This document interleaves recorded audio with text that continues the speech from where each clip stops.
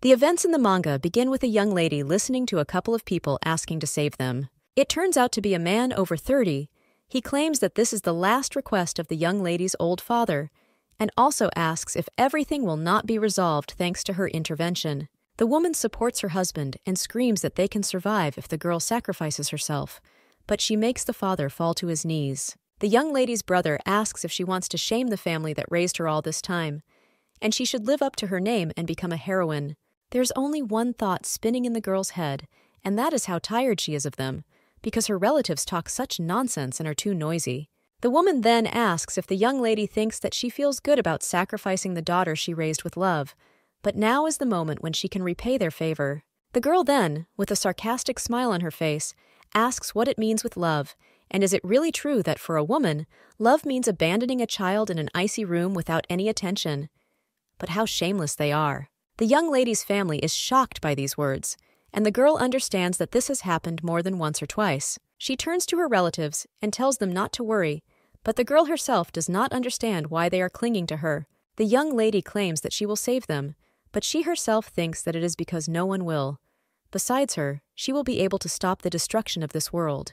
The brunette has lived 99 different lives, and the concept of their accumulation. Mysterious power also accumulates, because saving the world at the cost of her life has never been such a great thing for her, and she does not regret it. However, he does not want to see boasting about the good deeds of shameless people. The father then, a little awkwardly, thanks his daughter, and says that thanks to her, their family can live normally again. The girl is wondering when they will stop playing family, because it doesn't work. The girl says that he even knelt down. Then he extends his hand, asking if he shouldn't pay a high price for this. Taking her staff in her hands, the young lady asserts that her life is pathetic and has not led to good times. We'll stay with them. The woman asks what she is talking about, but at the same moment some article arrives at them, in which it is written that the heroine who will save the world had cruel parents. At the same moment, one of the servants bursts into the room and screams to the master that they have problems. After all, the imperial troops, who decided to check the authenticity of the article, invaded the mansion. The father then screams for the girl to come back right away, because how dare she do this? Because she knows what will happen if she tarnishes the honor of the family. When the young lady is already moving away from them, she only hears how they call her ungrateful, and thinks that it would be better if her first family were from a noble family. In their first life, parents considered starting a family simply one of the items on their life list. Unfortunately, two were born. The young lady and her brother lived in absolute indifference from their parents. Well, even though the girl was never loved by her family, she liked people because, like her parents, she was straightforward. Her affection was immediately noticeable, to friends who always lend a helping hand. But one terrible day, the last thing the main character saw was how her friend anxiously extended her hand trying to save the girl. But, unfortunately, this did not help, and the main character, lying on the asphalt and also looking at her friends, thought that thank God they were all right. So, on the threshold of her 20th birthday, she said goodbye to life without having enjoyed the completion of the entrance exams. However, this was purely her choice. In her next life, she found herself in a world on the verge of extinction. The only hope to prevent its destruction was to fall into eternal sleep. In one life, she sacrificed herself for her friends, and then every person shouted that it was her duty to sacrifice herself for them. Until her 5th or 6th life, she hoped every time that everything would be fine, but this is already the 99th time. When the girl grabs her staff, she thinks how boring this is, because even now there are no regrets in life. But the worst thing is to see how the world turns into chaos if the moment when destruction could have been prevented was missed. People looking at the sky in shock ask what is there, and the main character, looking at them, understands that she has such great power. She felt like they were blaming her for not saving them. And no matter how insensitive she becomes, she doesn't want to see something like this. And small children still have to live. The young lady rises higher and higher, with the understanding that in this life she again did not live to be 20. 17 years is the average life expectancy of a girl. Using a spell, she asks for it all to end. The young lady understands that there is no hope, but such stupid desires are a matter of habit, after which the 99th death came.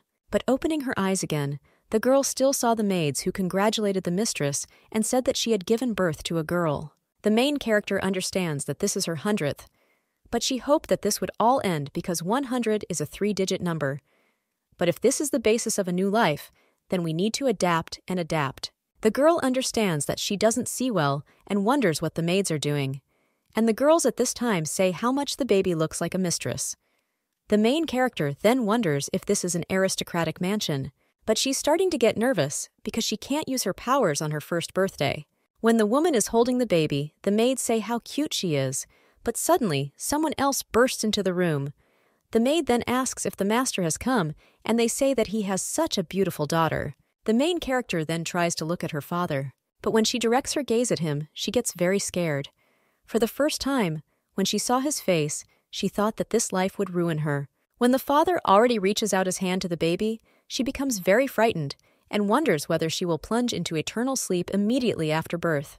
But when this world is again on the verge of destruction, she will not be able to do anything and most likely will only be able to look at the chaos. How lives disappear before our eyes, and souls scatter like dust.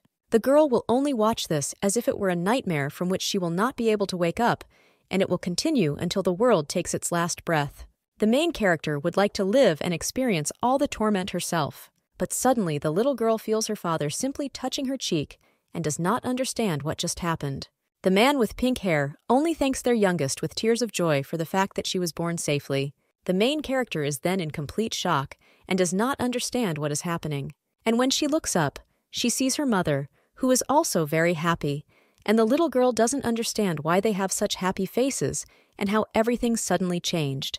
The young lady's mother says the baby looks just like her, and the main character thinks that if everything is really normal there, then perhaps her 100th life will be quiet and calm. While the baby's parents are talking to each other, the girl is watching this. And a second later, they already call her Anastasia. The main character thinks it's a pretty nice name. And the girl's parents also add that this is the name of the heroine who saved their world. Anastasia then realizes in shock that every time the heroine's name was mentioned, then her life was like a gutter, and she's already tired of it. So the girl wonders if she will sacrifice herself again and become a savior. But how stupid she was when she expected that this time everything would be different, because everything, on the contrary, was worse, and it was annoying. While the baby is being held by the father, someone else enters the room. It turns out to be a girl with pink hair and asks if it's her sister. A little time later, the main character is already lying in bed and thinks that, surprisingly, nothing special happened. And the baby was ready for a heroic name, but she understands that it's too early to exhale. After all, this was the case in a past life. Her father said that a child with a heroic name is blessed by God, and he pretended to be good. But in the end, he began to mock her, afraid of her powers, as if he wanted to check how helpless she was in front of her parents. And these parents also gave her the name of the heroine precisely in order to sacrifice her. And there is nothing left but to be on the alert.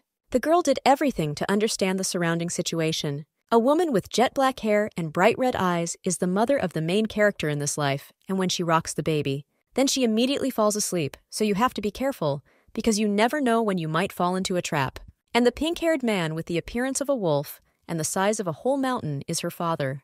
The man turns to his daughter with a smile and asks if she has forgotten her dad yet, because he rarely sees his face. The baby thinks that he is talking to her in a strange voice and wonders whether this is psychological pressure. The baby also noticed that there was always someone near the cradle. So they must be watching over a newborn baby, and this family is pretty scary. But suddenly, the girl hears someone approaching and wonders if it's the Duchess.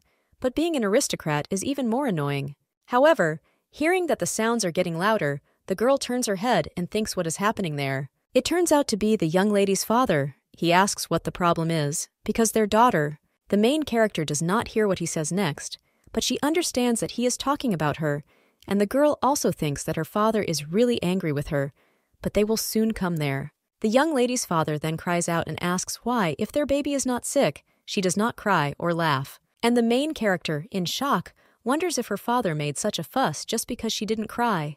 The man with pink hair then says that it's clear, and the doctor doesn't know the reason because he's incompetent, so nothing can be done. And there is no other choice but to get rid of this useless head. The main character then thinks in shock what he is doing, and whether he will plunge a person into eternal sleep just because the child does not cry, and the girl wonders if this is a new type of torture. In her past life, the young lady's parents hated to hear her cry, and she did not cry so as not to be put into eternal sleep. And the girl thinks that there is nothing to worry about because life is more valuable to her. At this time, the doctor, with tears in his eyes, screams that he checked everything thoroughly and the lady is truly completely healthy. The main character, hearing this, understands that the doctor makes her feel guilty, so she decides to save him after all and thinks that she is quite healthy, so let her father not touch the innocent man. At the same moment, the baby begins to cry, and the father turns around in shock from what he heard. He immediately smiles and runs up to his daughter, after which he takes her in his arms and says that their baby has such a ringing voice. The main character thinks is he really happy, because until now, when she screamed loudly, bad things happened. And she doesn't understand why this man has such a happy face. But the girl still understands that she needs to be on guard, but she cannot stop crying. When the father took the young lady in his arms, she saw someone else's gaze, and she wonders if it's her older sister. The girl understands that since she was called the youngest, she assumed that she had brothers or sisters. But until this moment she had not met them, and now she's more worried than happy. After all, because of her special abilities in a past life, her brother got all the attention, and she was not a favorite child. Now looking at the baby, she understands that she shouldn't give in to those cute, puffy cheeks, because if the girl gets upset or cries, then of course her parents will listen to her. While the little girl is still glaring at the main character, she seems to freeze in anticipation. And then the girl with pink hair starts talking and asks if it's true. This baby is her little sister because she is so cute. The main character then looks at her older sister in shock, and she jumps in the arms of the baby and says with admiration that she has such a beautiful sister. After which she turns to her father and says that she and Asia want pudding, and the man then asks what it means with Asia. After which the little girl says that Laurencia is Lara and Anastasia will be shortened to Asya. The main character then thinks what kind of cute behavior is this, and she doesn't like it at all, so she waves her little hands. But her relatives perceive this gesture differently, and her father, with a smile on his face, asks if Anastasia likes this nickname. The girl understands that she doesn't like it at all. The man with pink hair says that he perfectly understands the baby's good intentions, but Anastasia is still small and she can't have pudding. After which he pats his daughter on the head and says that if she eats for two, then he is sure that the girl will be happy. But Lara says that if she eats everything alone, then Asya will be upset, and her father asks why. And the little girl then says that she was recently sick and only ate soups, so she was very sad that she couldn't eat sorbet. The main character then thinks whether her sister is worried that she will be upset, and the little girl with pink hair asks if the girl can eat just one piece. The main character at this time understands that if she eats this, she will die immediately. But when her sister brings the dessert even closer, the little girl in her thoughts asks her father to do something. But he only approaches the baby and asks what she is saying, after which he claims that Dad heard everything. The main character thinks what he is doing, and the man then turns to his daughter and says that the little girl said, "Let Laurencia eat all the delicious things alone," which makes the little girl ask if it's true. And at that very second he eats dessert and then apologizes. She hands her fawn to the baby and says that then she will lend her her toy. The father turns to Lawrence and asks if everything will be okay because she cannot sleep without the fawn. But the little girl says that yes, Asya is her younger sister, so since she is older, she must share. The main character, in complete shock from such words, understands that this cannot be, after which she screams and realizes that she cannot remain vigilant and that they should not be so kind to her.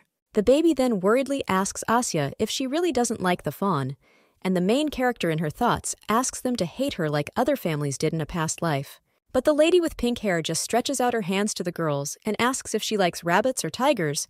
These should be for her, so don't let the baby cry. Anastasia then thinks in shock why the girl doesn't hate her, but she just tells Asya to look at her. When the main character looks at the girl, she sees that she has closed her eyes. But at the same moment, the baby opens them and makes a funny face, from which the young lady cannot help but laugh. But at the same moment, the girl realizes that she has lowered her guard. However, it is too late again. Her father and sister with puppy eyes look at her and admire her, and the main character realizes that she has failed. After this, rumors that Anastasia smiled while playing peekaboo with her sister spread with incredible speed. The maids did what they tried to make the mistress laugh in the same ways, and even the chief doctor did his best. The man claimed that when he played with his daughter, she immediately laughed, even if she had just cried.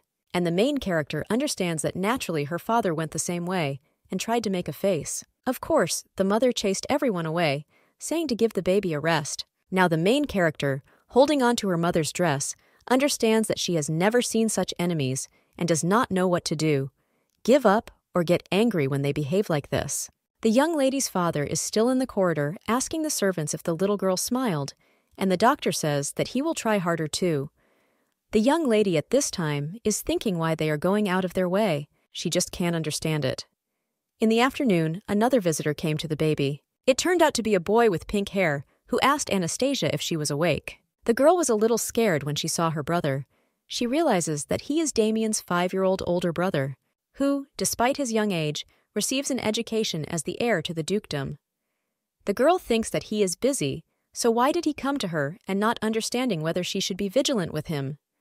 But the boy only turns to Anastasia and asks what she is thinking about, after which the little girl does not understand how she can survive. And Damien at this time says that the girl made such a serious face, but a gift will come to her. After such words, the main character becomes a little wary and thinks that this is a little strange, because why does everyone want to give her something, and this is very suspicious. When the baby sees some claws, she gets a little scared, but then he realizes that it is just a toy tiger.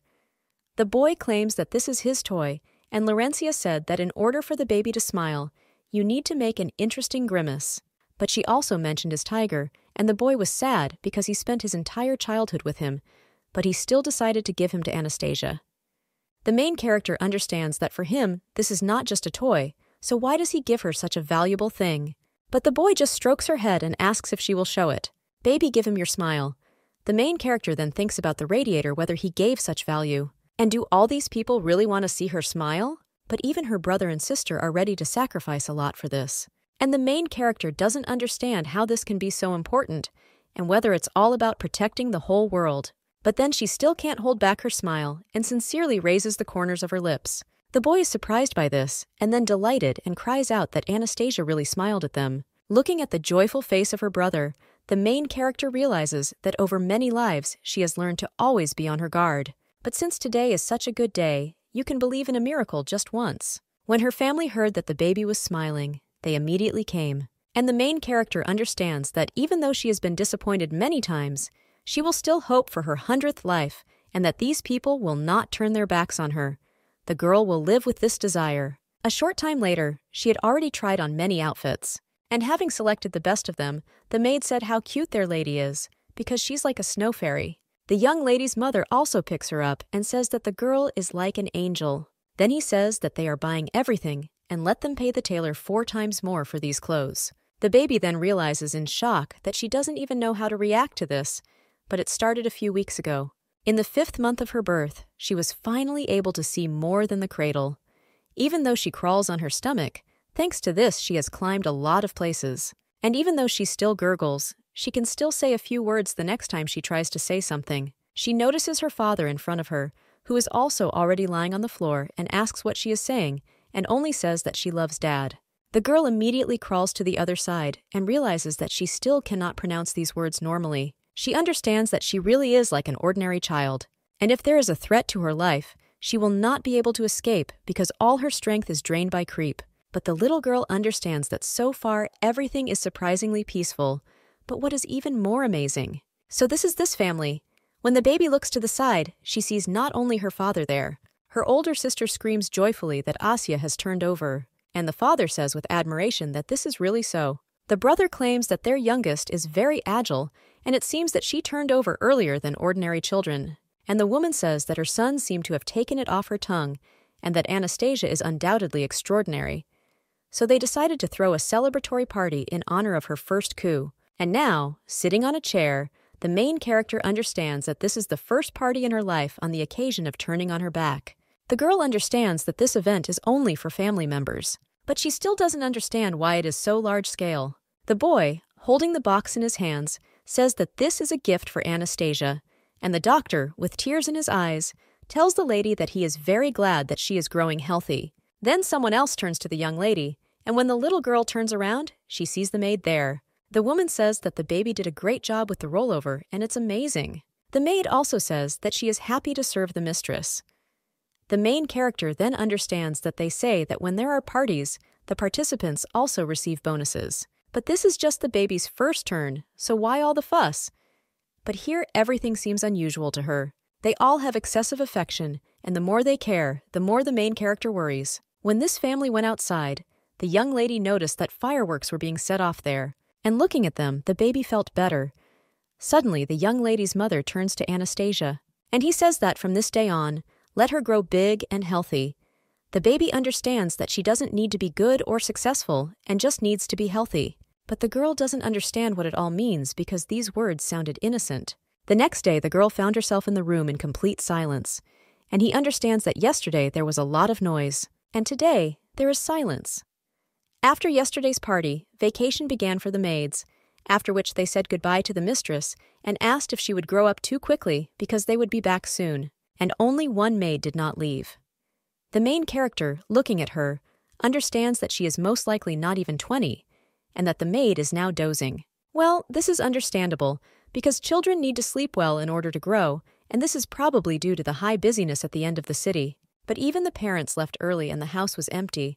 The young lady's brother sits quietly in class, while sister is sick and has to rest. The main character thinks that this is great, and such an opportunity rarely comes along. But at such moments, you need to practice getting on your feet, and the baby's goal is to climb onto the chair. The girl understands that she was told not to grow too fast, but she already really wants to walk, and when she reaches for the chair, she realizes that there's still a little bit left. Well, suddenly someone picks up the baby in his arms, and you happen to be one of the maids, and she asks if the girl is having a good time. The main character, when she looks at the maid, and thinks that she is seeing her for the first time. The woman at this time says that the lady ordered to bring it, and the girl is a little surprised, and thinks that her mother is not away now. But the woman won't even wake up the maid.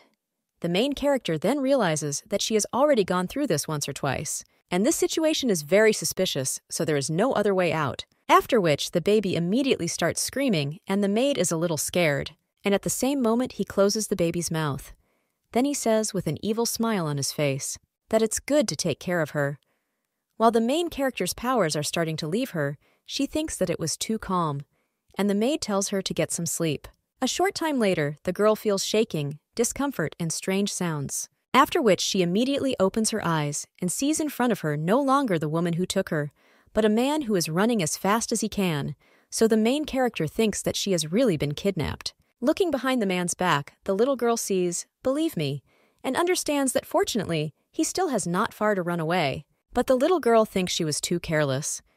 But you should have been more wary of your surroundings. But the girl thinks that she needs to pull herself together and be glad that it's just a kidnapping. After all, everything could have been much worse, and she would have had to watch it again.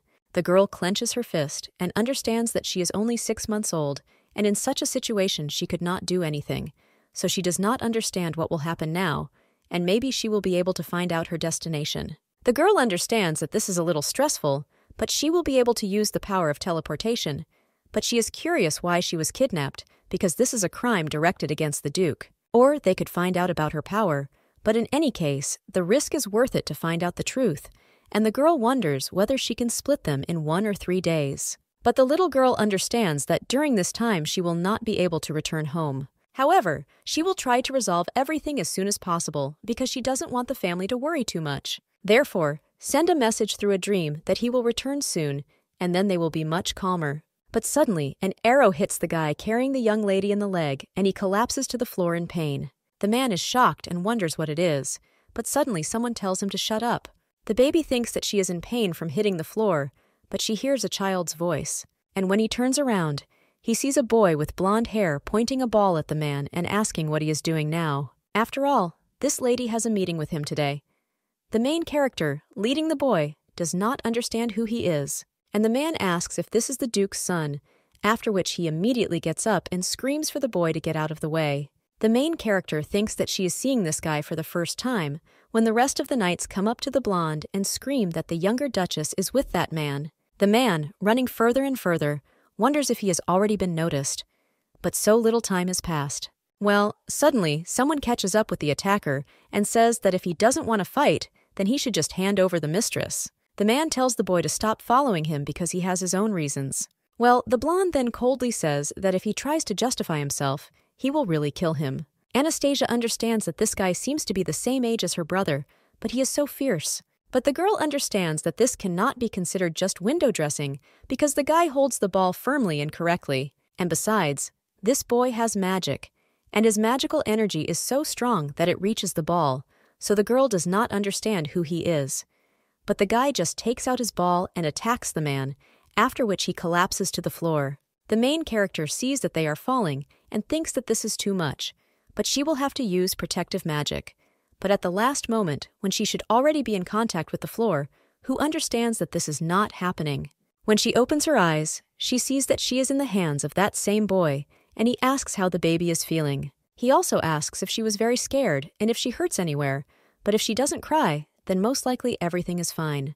The girl realizes that she is fine, but then she sees that the man behind him is starting to get up.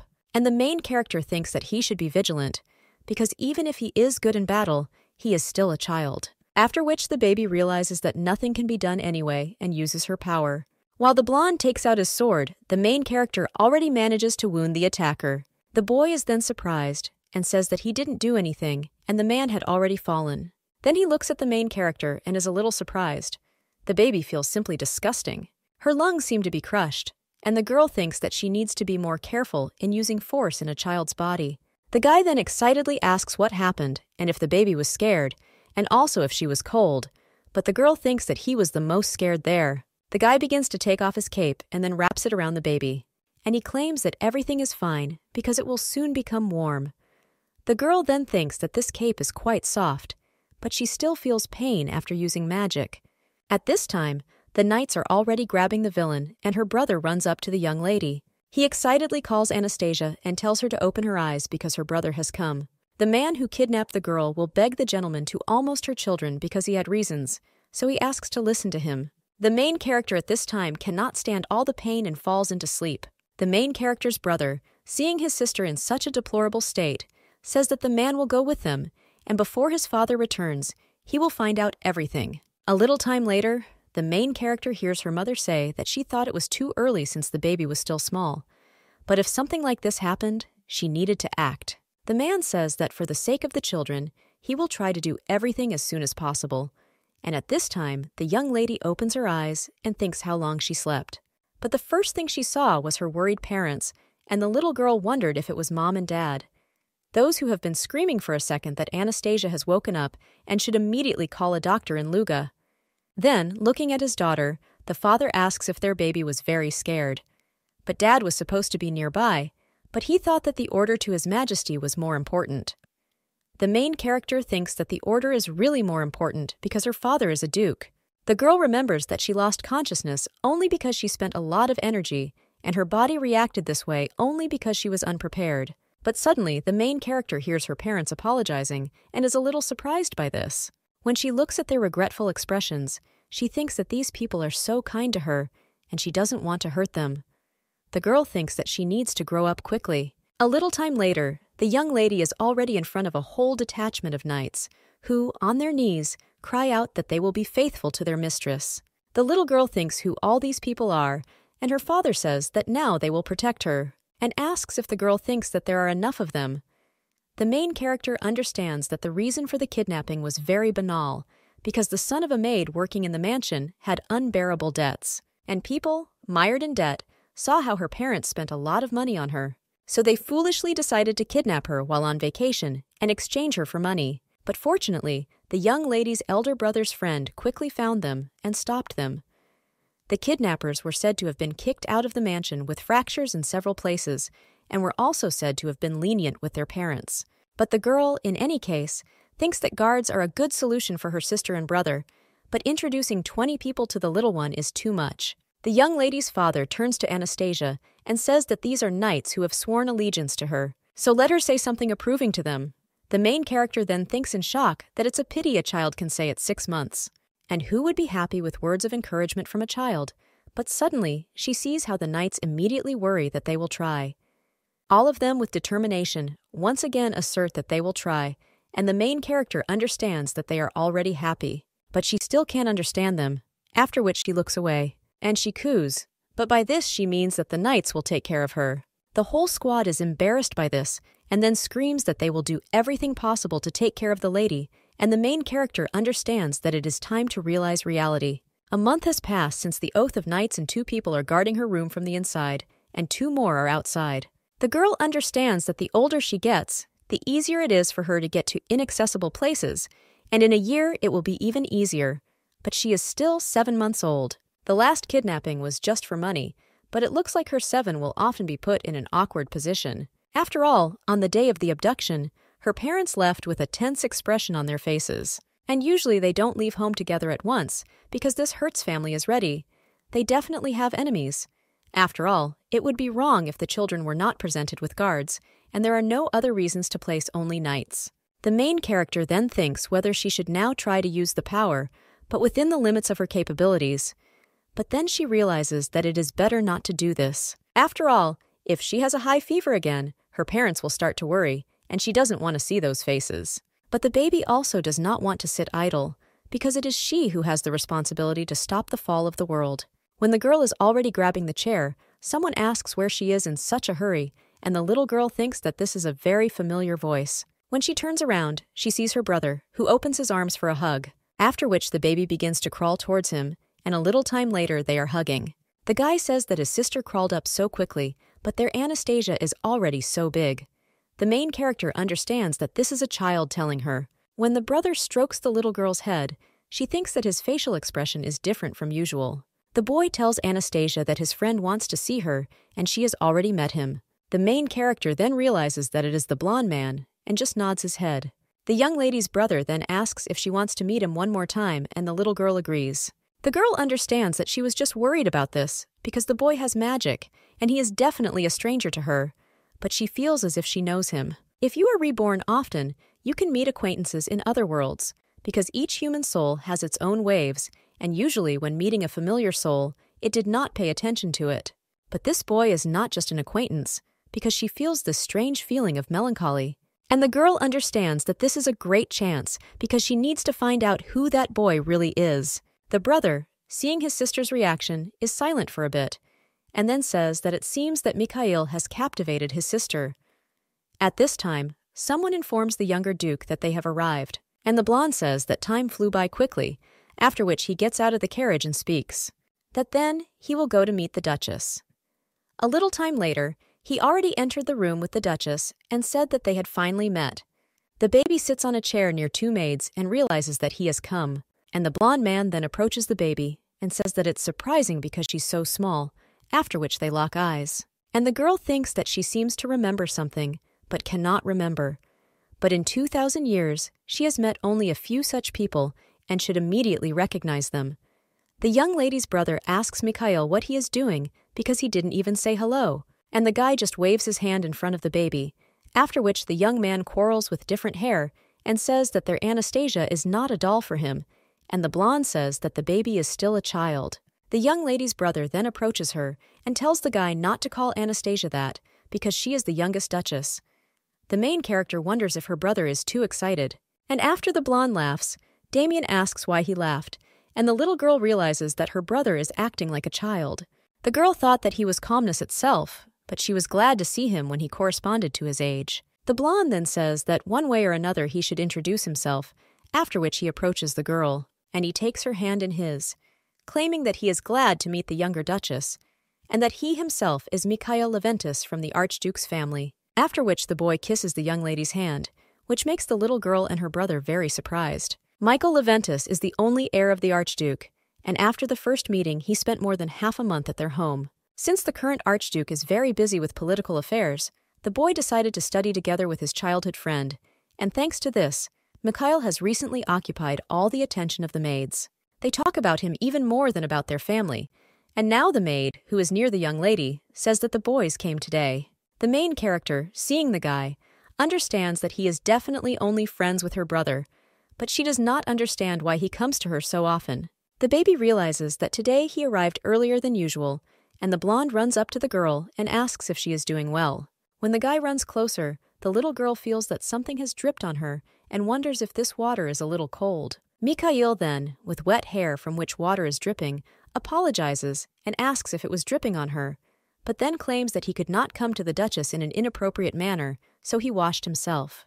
The main character thinks that he moves beautifully and does not look like a 6-year-old boy, but in fact, he is still a child. And the guy then takes out a beautiful red stone, which costs quite a lot, and asks the little girl if she will smile if he gives it to her.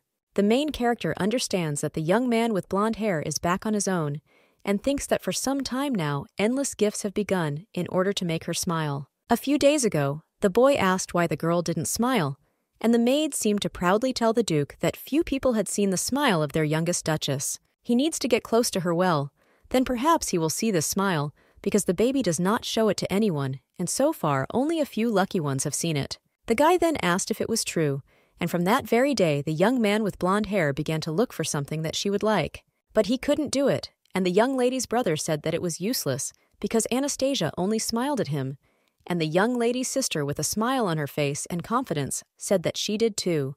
The guy got a little angry from this, and succumbed to an innocent provocation from his brother and sister, after which, as soon as time appeared, he came with jewelry and gave them to the main character. But he still didn't succeed, and now, sitting on the floor, the young lady thinks who gives this to children and sighs as if she doesn't want to have a conversation with him anymore. And the guy then asks, a little surprised, if babies sigh too.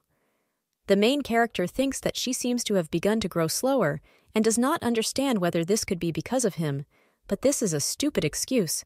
But she noticed that she cannot use magic. The boy, looking at the young lady, thinks that she would look cute if she took this pebble, after which a wonderful idea appears in his head. And at this time, the baby is still trying to learn to walk and worry, because she still can't do it. And people here are not rushing her because they don't want to strain the main character and take care of her. The baby understands that this is her 100th time in the body of a child, and wonders if she can hesitate, because at any moment something bad could happen, like that time with the robber. However, suddenly, Mikhail puts a red ruby in the young lady's hood, which makes her a little surprised, because she suddenly feels a heaviness in her head and loses her balance. And at the same moment, he begins to collapse on the floor, not understanding what happened. The maid screams out her mistress's name in shock, and immediately tries to get closer to her and have time to grab the baby to her. And the blonde man is no less surprised and immediately runs up to her, but at that moment, the girl already falls to the ground. And the guy only manages to save her head from the blow, after which the pebble rolls a little further. The maid at the same moment runs up to the young lady and asks if the mistress is safe. The main character wonders if she really lost her balance because everything happened in a rather strange way, and her head suddenly became heavy. The blonde then turns to the young lady and apologizes, after which he claims that he wanted to give her the pebble, but did not know that she would fall. The main character then looks at the guy in shock and sees that same pebble not far from you. The girl understands that the moment she stood up, her head suddenly became heavier, and it was Mikhail who put the ruby in her hood. The little girl then clenches her fists and thinks how brazen it is, and also thinks whether the guy wanted to shame her, after which the girl screams that they hate the guy, but since she cannot talk, it only turns out something similar. The maid is then shocked, and the blonde is no less. He asks the young lady if she hates him, and she just turns away and tells him to go away, but she still can't say it properly. The guy then asks why the little girl is chasing him away, because of course he made a mistake because he put the ruby in too big, but he just thought that it would suit the girl. The maids then talk to each other, and one of them claims that it's amazing how the guy understood what the little girl wanted to say, and the other maid says that it's true. The little girl, looking at the blonde, thinks that this is even more annoying because her family cannot understand, but this boy does it so easily. But sister and brother will be upset when they find out, but this guy also saved her. And although he showed nobility, she does not want to upset the family anymore, so the girl completely turns away from him. The guy then asks if she wants to learn to walk, because if so, he will help us. The baby tries to say that she doesn't want to, and the blonde then says that she speaks well for a child and asks how she does it. The little girl thinks that it's annoying that he thinks she's too small, and the guy says that he really can help because not even 6 months have passed since he started walking. The baby then wonders in shock whether he really learned to walk at 6 months, because now she hasn't even really learned to stand at 7 months. The guy claims that he was great at it as a child and asks if the little girl really doesn't want to learn. The girl thinks this is incredible, but this offer is very tempting. And this is the first time she is growing up in normal conditions, so she doesn't know how to be a child and wants to stop crawling. But she still does not want to receive help from this nasty boy again. The guy just extends his hand and says that he will teach her. With a smile on his face, he waits for an answer from the little girl, and she wonders why he's smiling. And the girl also doesn't understand why he now reminds her so much of her brother. After which she extends her hand and thinks that she is accepting help, not because the guy looks like his brother, but because she wants to grow up quickly. The maid, seeing how the little girl extends her hand to Mikhail, is a little surprised. And the main character, looking at the blonde and his smile, thinks that this is the first time she has seen such an expression on her face. The girl stares at the guy for a bit, but then realizes that she needs to remain vigilant. And he pats Togo's hands, wanting to learn to walk as soon as possible. The boy says that he understands and will help her get up and move around too, after which he lifts the baby. To the surprise of the main character, she was able to get up.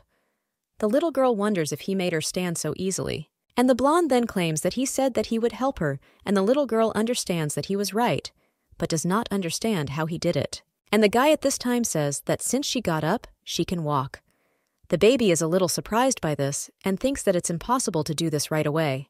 But when she takes the first step, she's even more surprised and realizes that she is really walking now. The girl thinks that she has finally learned to walk and smiles, and the maids then say in shock that they saw with their own eyes the mistress's first steps. Just then, someone drops his book on the floor and it turns out to be the young lady's brother. He, seeing his sister taking her first steps with his friend, is completely confused. The main character wonders if classes are already over, and the blonde then turns to his friend and tells him to look, because the Duchess is holding on to him and walking perfectly. Anastasia understands that her brother is in shock and tries to escape from Mikhail's hands, but he says that it's better for the baby not to do that, otherwise she might flop again, which makes the young lady's brother very surprised, and clenching his fists, asks what this means. Damien immediately takes his sister in his arms and asks Anastasia if she fell. The maid claims that it wasn't much and she didn't even cry, and the young man with pink hair says that she fell. The blonde then tells Damien that this is all because of him, and he wanted to give her a gift. But a young man with pink hair breaks through his friend and asks if his sister fell because of him. The blonde then says that she didn't completely fall because he saved the girl's head, but the young lady's brother then asks if she could have hit her head.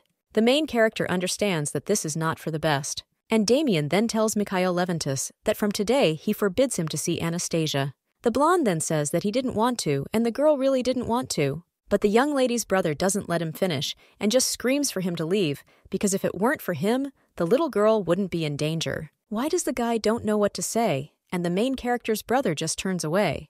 The baby understands that these two had a serious quarrel, and the blonde then only looks sadly and says that it is true and good that Damien has a sister. The guy with pink hair then turns around in surprise because he didn't want to offend his friend at all, and the main character thinks how everything turned out this way. And it would be better if they were both ordinary children. But unlike their peers, these two look more like immature adults. And in such a situation, the adult child does not know what is best to do. And if everything is left this way, the situation will worsen, and she does not want this. But she cannot do anything. The main character understands that there is no choice left, except how to solve everything that way. The girl realizes that Damien's situation is that after school, he likes to read books with his little sisters.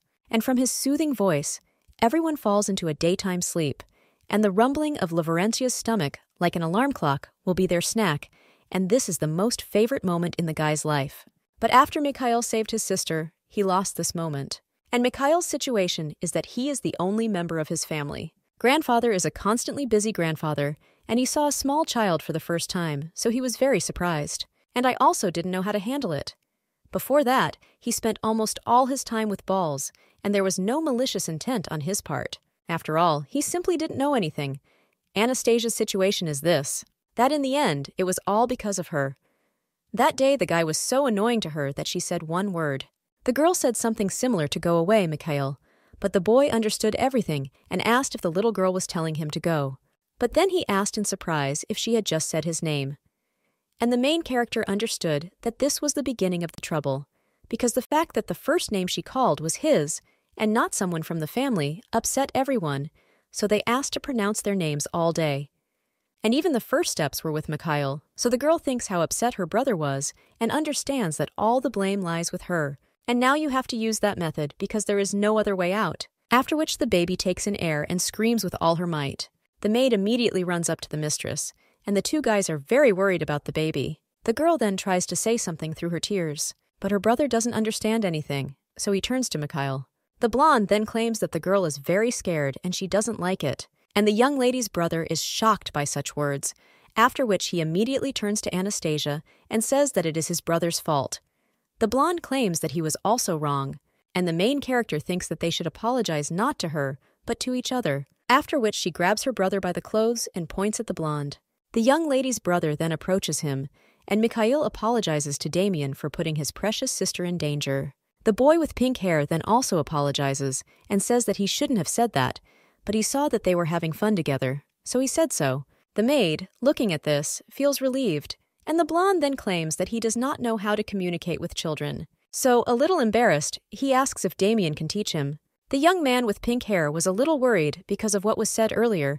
He is weak and doesn't even know what to say about the blonde.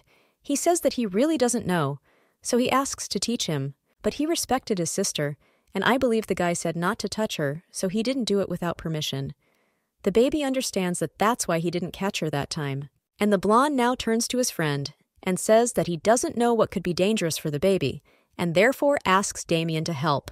The boy with pink hair is a little surprised by such a request, but then smiles and says that, of course, it will help because the guy is his friend, after which they shake hands, and the blonde asks if they have made peace, and when his friend answers in that place, Mikhail asks if he can continue to come there. The boy with pink hair says that of course, after which Mikhail smiles sincerely. The main character, looking at all this, thinks that they are so noble, like from a picture, but she had not cried for so long that she was very tired and her eyelids became heavy. Therefore, the baby thinks that nothing will happen if she sleeps a little. But at the same moment, when the girl falls into sleep, she realizes that she is in some strange place. The baby understands that she fell asleep in her brother's arms, but now she is in a different place, and it must be a dream. The main character thinks that she needs to wake up, but suddenly she hears someone asking for salvation. The baby immediately turns to this voice and sees some kind of cocoon behind her, all wrapped in chains. The girl doesn't understand what it is, but her subconscious doesn't listen, and her body begins to move on its own. Walking towards the strange things, the little girl thinks what this huge something is, and it can't be alive. And when she is already a meter away from him, she thinks what it is, but he begins to speak and claims that he is the only one who understands her. The main character in her thoughts asks her hands to stop and does not understand how something can understand her, the menu, or whether it has been reborn 200 times. When the baby touches this something, the white fabric begins to unwind, and the baby even covers her eyes with her hands, but when she finally decides to look, he sees it in front of him. Another child, and he only tells Anastasia not to forget, that he is the only one, and then flies up to the baby, but when he is already holding out his hands, he suddenly stops, after which she turns around and says that interference has arisen again, and the main character hears snatches of someone's words. But suddenly, she wakes up and realizes that these are her parents, and in front of her, she also sees Mikhail with a blue ball. The main character, seeing how excited her relatives are, thinks why they are all there. The young lady's mother, with tears in her eyes, tells the little ones that the fever has not subsided for a week and asks if she can imagine how they are worried.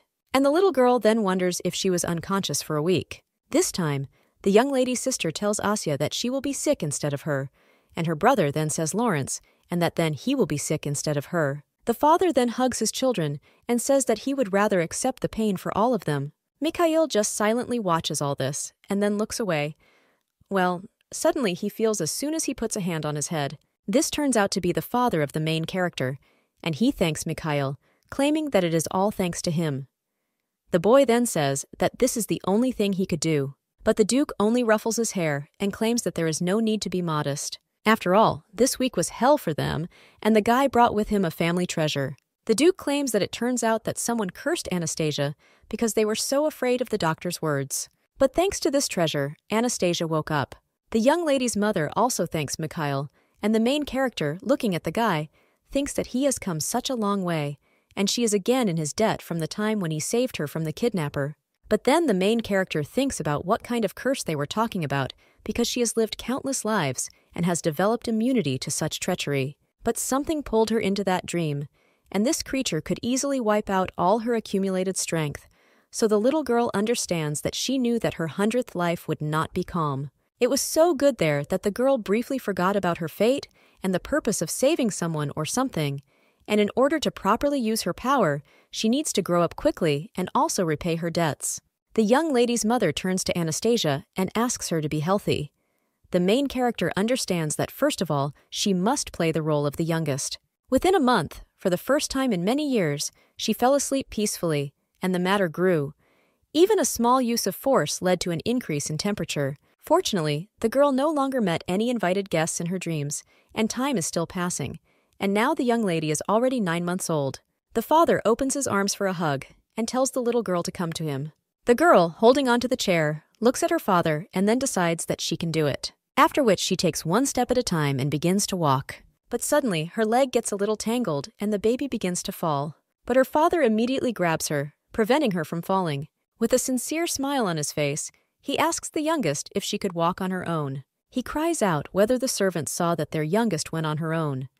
The main character understands that she only walked a little and would have fallen without her father. But the knights then cry out full of admiration that it was grand, and it was so touching and also impressive, so they are very glad that they were able to see this moment. The main character thinks why admire the 3 awkward steps so much, but one way or another this is really great progress. The baby's body is growing, and it's easier to use magic and collect information has become easier. The baby found out that a festival was planned in April, as well as the schedule of Mikhail's visit. The girl also learned about the title and history of this family. She is worried that she is not growing so fast, but she is reassured by the opportunity to gather information. At this time, the father says that their baby was able to go on her own, after which he turns to the knights and asks if they are training hard. The main character is then a little puzzled and wonders what the children's achievements have to do with the training of knights. And after all, the father behaves like a real boss. The servants then cry out that they are no match for the Duchess, but they work hard and will do everything possible to keep up with the mistress's successes. But the Duke then says that he heard that when Mikhail came last time, Anastasia fell, and from such words the knights begin to get nervous. The young lady's father then says that spring has come, and the time has come to test the knight's skills and services. Then they ask if the Duke means the same thing, and the man says that at the April festival they will hold martial arts competitions, so everyone needs to be prepared. The main character then wonders in shock whether her father made her an excuse to test the skills of the knights. And the man with pink hair just lifts his daughter into the air and claims that naturally the main heroines of the festival are his daughters. The main character thinks about what natural means, and at this time, Anastasia's older sister comes running into the room. She calls the baby by name and immediately runs up to her and then hugs her. The baby claims that Asya and Lara will be the main characters of the festival. A little time later, the maids are already discussing what to put on the baby, and one of them says that the younger mistress still has short hair, so wouldn't it be better to put something on her head? Another maid claims that a headband with a ribbon would go perfectly with the color of the dress, and the young lady's mother says that since it's spring, shouldn't she use yellow fabric? The maid then turns to their mistress and asks what dress she first wore as a child, and the woman replies that her first dress seems to have been white with yellow embellishments. And the maid then claps her hands and says that then a yellow dress would be perfect for the little lady too. And they are so similar. They are also beautiful and graceful from birth. They have the same hair color and ruby eyes. The young lady's mother only says that when she first saw Anastasia, her husband was so glad that she looked like her and always said that he wanted a child like her. Then the woman takes the beautiful yellow fabric into her hands and claims that then a yellow dress will be worn for the competition. Running her hand over the fabric, the young lady's mother claims that at the baby's age, such a bright color will look very cute, and one of the maids claims that the girl will look like a cute chicken. To which the young lady's mother asks if the maid thinks that the baby will be like a forsythia flower. Then the woman sitting in front of them, who, apparently, is taking the order, tells the lady not to worry because they can combine 2 ideas into one. The woman then asks if it's true because if so, that's great, after which she points to the remaining fabric and says that their youngest doesn't have many dresses, so ask if they could make them from all the materials. The woman who sews the outfits is shocked by such an order, and the young lady's mother only tells her to make everything very beautiful. Then he asks if she can. After his father's sudden announcement of the competition, preparations for the festival became more lively. One of the knights, with shaking legs, claimed that he would definitely win, and another knight claimed that he made 3,000 blows with his sword every day. The main character understands that the knight is voluntarily training all night long in all sorts of strange ways. At this time, the maids are embroidering scarves and thinking about which knight to give them to. Their main character understands that many maids blush at the thought of declaring their love, and it's spring, so it's a good period for everyone. Sometime later, it was mid-April and the day of the martial arts competition. Now the main character is being fed by one of the maids and asks her to say "A." And the main character does just that.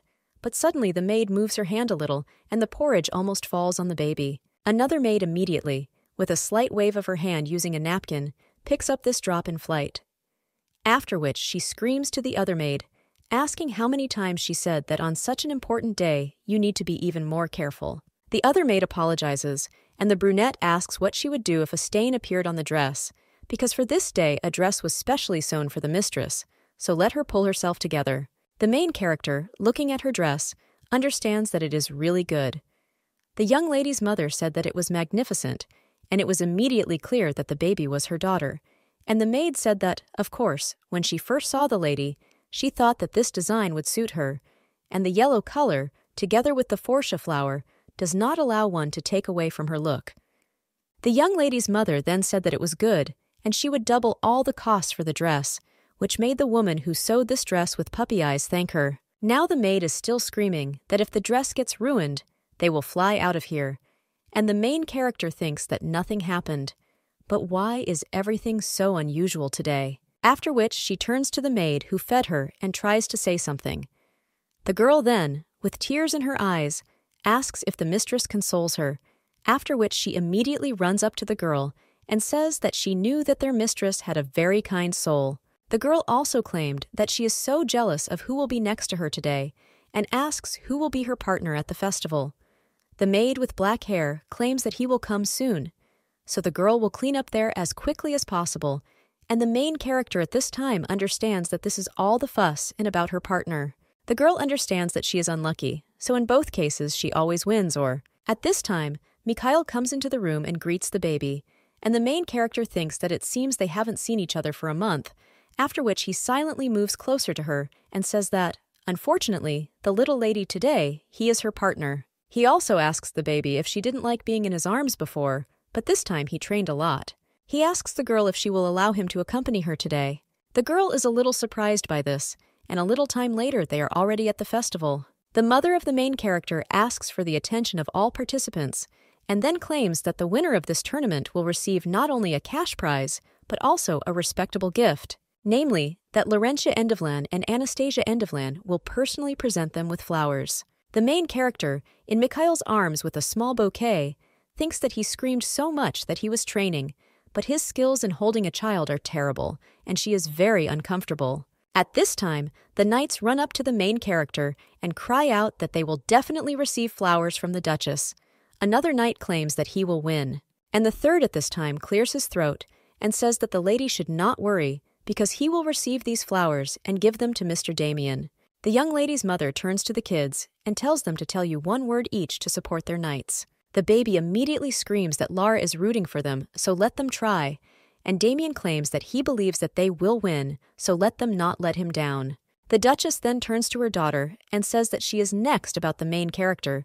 She thinks whether she will also say something and does not understand what they want from a 10-month-old child, because all she can do is make ugly noises. But Mikhail then turns to the little girl and tells her not to worry, because he will translate her words, and the main character understands that this is not the problem. After which she looks at all the puppy dog eyes of the knights and realizes that nothing can be done. Then she extends her hand and says something. Mikhail immediately asks the rotary if they heard the lady's words, because she said that they should win. The knights immediately cry out that they will give it their all. The main character sighs and thinks that this is good. But suddenly, someone else doesn't turn up, and it turns out to be the blonde guy who's holding her. Mikhail asks if the lady will give him the floor, because he will also compete. The main character then looks at the guy in shock and wonders if he is going to compete with these huge and scary knights. The main character understands that because of the kidnapping, she knows that the guy's abilities are better than those of a beginner, but the difference in strength and endurance cannot be ignored, and she also thinks what will happen if he gets hurt, because the boy is still a 6-year-old child. The blonde is still talking to the little girl and asking if she would wish him victory, because if she supports him, he will definitely win. But the main character does not understand what is in people's heads, after which she grabs the guy by the clothes and says something to him.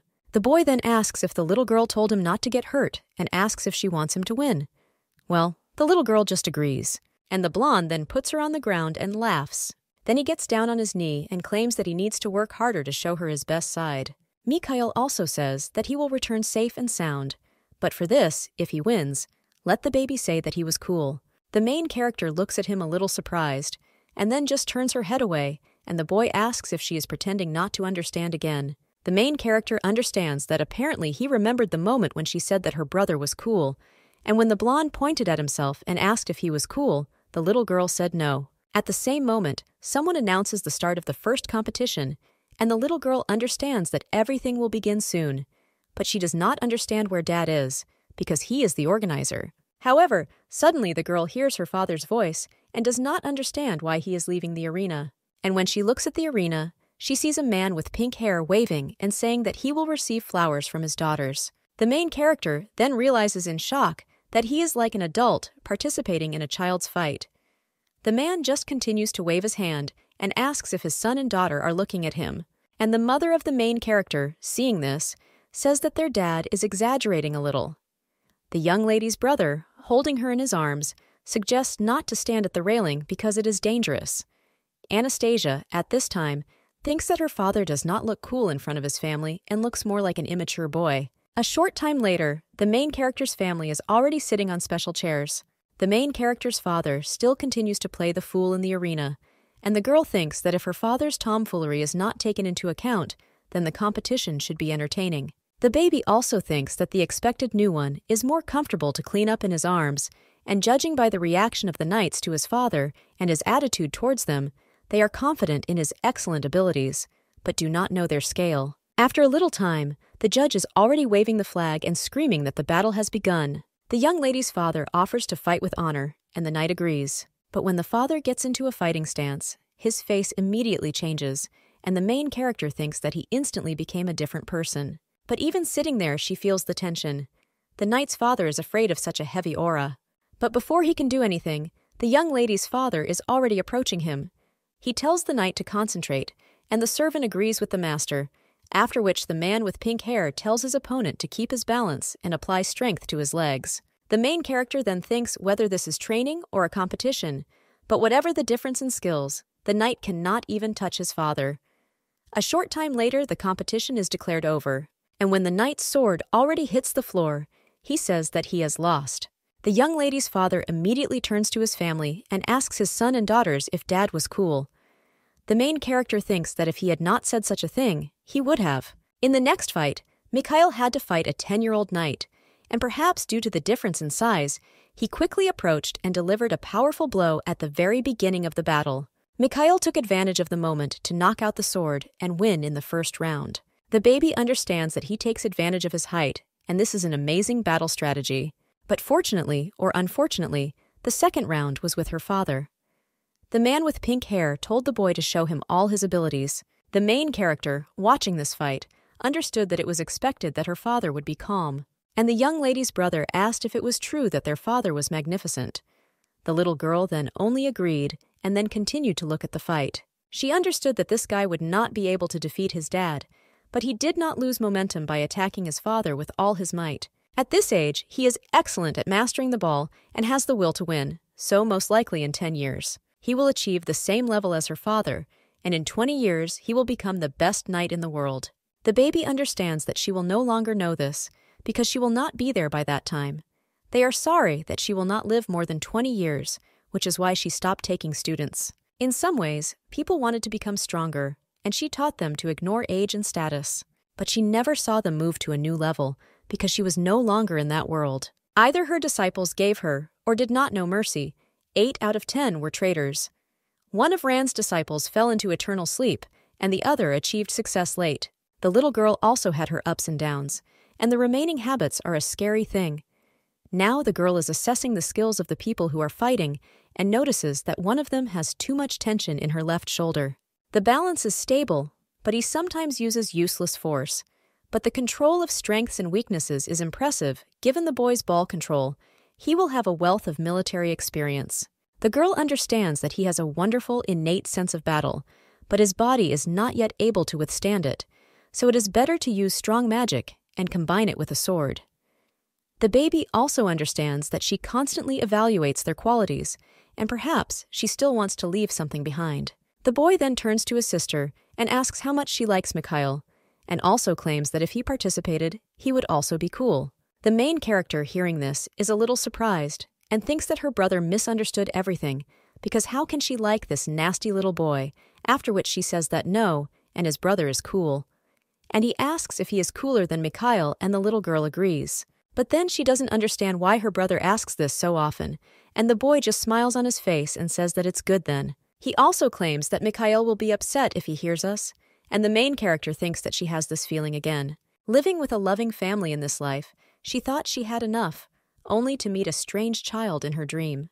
The feelings that she had tightly held inside began to come out, and a strong desire appeared to stay with them longer. Well, the girl thinks that first she needs to find out who this suspicious child is. At this time, the sword of one of the participants falls on the field, and a boy with blonde hair tells the Duke that he has lost. Mikhail was able to land 2 punches on his father and knocked him out in the second round. The man now claims that things have gotten much better compared to last time, and the boy thanks him. And the main character now understands that, as everyone expected, the winner of the competition was her father. The main character is now with her sister and brother approaching their father, and he joyfully greets them. A little girl with pink hair comes up to her dad and says that he is very cool and Laura's dad is the best. The man then asks his daughter if this is true, and at this time the main character approaches him and turns to his father and then hands him a bouquet. Father smiles after this and then hugs them. He claims that what a blessing because his children are so sweet and wonderful, and he showed them how cool he is. The main character's brother then says that he is no longer a child, but a young lady. He just sighs. At this time, the blonde is nearby and asking how much longer the youngest duchess will pretend that she doesn't understand anything. After this competition with many obstacles, the father successfully completed the competition, having received 3 blows to the side from the mother. The man insisted that he would continue to receive admiration from their children, and his wife told him not to forget about his reputation. Well, the main character then heard someone's voice who claimed that he missed his mistress. A little time later, 2 men are sitting at a table with meat, saying that their duke is the best because he treated him to meat and drink for free, and the other man claims that this year the man was very cheerful because the younger duchess also participated in them. A man over 30 claims that after the festival, the harvest will begin, which is a tense work during the harvest period, and today is the last calm day. So you need to eat to your fill and start working. His interlocutor says that, and then asks, who is the younger duchess more like her father or her mother? The man with silver hair asks if the guy is going to think about it together to eat, and he claims that he doesn't know, and then asks if not all children usually look like the Duke. Well, the guy claims that it's impossible to say for sure, because maybe this time everything will be different. However, suddenly someone quickly runs into the bar and shouts that the ducal family is passing by, so let those who are interested come out. The 2 interlocutors glance at each other and then immediately run out, and even the cafe workers run out too. A man with silver hair tries to stop his friend, but he only breaks through the crowd and asks if he was right, because this time everything is different. The main character understands that after the martial arts competition, her father provided the peasants with booze and meat, and he even went to the apparatus in a carriage without a roof. Now the man with pink hair claims that they could not miss the festival, in which the main characters are his daughters. The main character thinks that this is a good excuse, but he is simply pleased with his victory. At this time, Lara rejoices and says that she has become the main character, and the young lady with her brother at this time with the man's situation. The commoners say that they will work hard this year, and there is no more caring gentleman. And since the Duke is a wonderful person, his daughters are also wonderful. The main character, despite all this, thinks that this is an amazing sight, and she has never seen aristocrats communicate so freely with ordinary people. The festival was held to reduce the fatigue of the common people, and food was distributed under some pretext. Everyone had smiles on their faces, so the girl thinks how much time has passed since she met such a good leader. She doesn't think she's seen anything like this when she was leading others. But suddenly, she notices some flowers, and when she turns around, she sees that it is one of the knights. He claims that the girl wanted to give this bouquet to the baby. Anastasia examined the knight and thinks that those participating in the competition were told to rest, so she does not understand why he is there. The main character's mother then says that these are very beautiful flowers and thanks for them. The main character also tries to thank her, The redhead states that it is their duty to them. Mom then says to the young lady that he can rest today, but he says, "Madam, that there is no need because long rest is harmful to the body." The little girl thinks that if you think about it like this, then he's saying it correctly, because in a past life, as a knight, she doesn't remember that you once rested. And she doesn't think that it's enough to just be a loyal protector, because if you show your abilities, there will be an aristocrat or a king who wants to keep them with him. Among them were those who cried, telling her not to go into eternal sleep, even though it was very selfish. But one of these people argued that if the girl dies, who will protect her? The main character was then told that if she did not die, then they would die, and how could that be possible? Well, the woman said that she was very scared, and Anastasia then only laughed and told her not to worry, because even without her, the woman would be fine. The princess was very young and grumpy, but also very kind. Before plunging the main character into eternal sleep, she placed a bunch of protective spells on her, so now the girl is wondering whether she was able to grow up safely. The little girl thinks that this is so strange, because until now she rarely remembered the past. But she still doesn't understand why, on the verge of falling into eternal sleep, the worried faces of people stood before her eyes. However, now the girl understands that this is not so important, because in the future, it is better not to have memories to worry about. The baby also thinks that she would soon be able to use the power and call for an assistant. When the girl is already at the estate, someone turns to the little girl and asks why she has such a serious face. It turns out to be the same blonde guy, and he claims that he won the first round today, and then asks, "Isn't that cool?" He also asks what he should do so that the little girl will call him cool, like her brother, because he is already practicing how to hold her correctly. Anastasia then wonders if he is sure that he has practiced this skill, but suddenly, her bottle of milk falls out of her hands, and the guy immediately grabs her and then claims that the girl is still small so he can hold it back.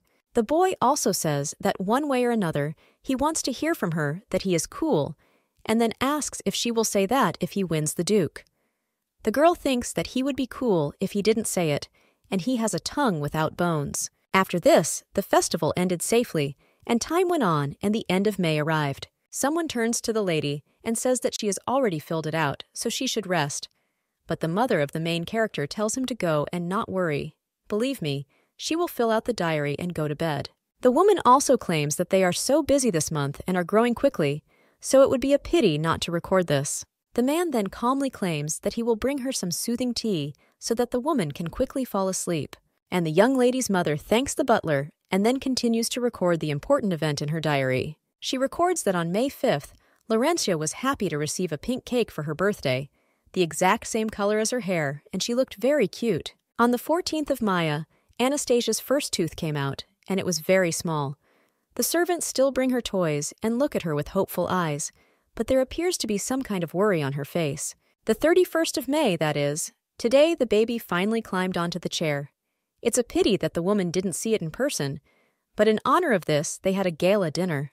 The young lady's mother thinks that Anastasia is already 11 months old and does not understand how the girl is growing so quickly. But it would be great if it happened more slowly. The main character at this time lies calmly in her bed, but a second later, she immediately opens her eyes and then looks at the maid. When she looks a little closer, she realizes that, as she thought, the maid is sleeping. Even after the first revolution, the little girl did not expect that they would throw her a party again, and they surprise her more and more, but thanks to this table, it is easier than she thought. Now the maid, tired from preparing for the banquet, is sleeping peacefully on the chair, and the main character at this time decides not to remain idle and then calls on the spirit. It's as if a small ball is formed from magic, after which the wings of the paw and tail are already formed from it. The creature runs up to the mistress and says that she missed her very much. The main character, looking at the creature, says that they have not seen their talkative information collector for a long time under the name Chaco. Chaco is already making a big show in the room and asking why the lady didn't call him and if she didn't want to see him, and that's why she didn't call him for 20 years. But he really missed the lady and waited every day looking at the sky. The main character realizes that she has the ability to summon things that she used in past lives. Chaco she met 30 years ago when she was a she-devil. Choco asked why the lady decided to give him that name, and the woman claimed that it was because he looked like chocolate. The creature then said that then he also wanted to eat chocolate, but the main character said that he couldn't.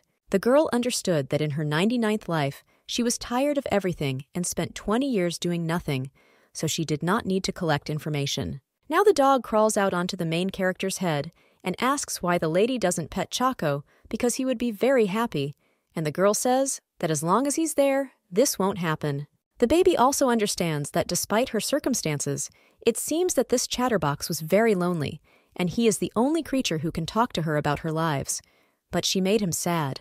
After which the main character strokes the dog on the head, and he rolls over on his tummy wanting to take a closer look. The main character then turns to the dog and says that a creature is sneaking into her dreams. He immediately gets to his feet and asks why and whether this is hell. The main character then replies that no, and this is an ordinary place, and the dog asks who dares to invade the devil's sleep, because this is impossible, because even Chaco did not dare to eat chocolate, but, be that as it may, he must find this impudent creature. The dog puts his hand on his chest as if promising that he will do this. And the main character then says that, yes, let him find out even more about this world.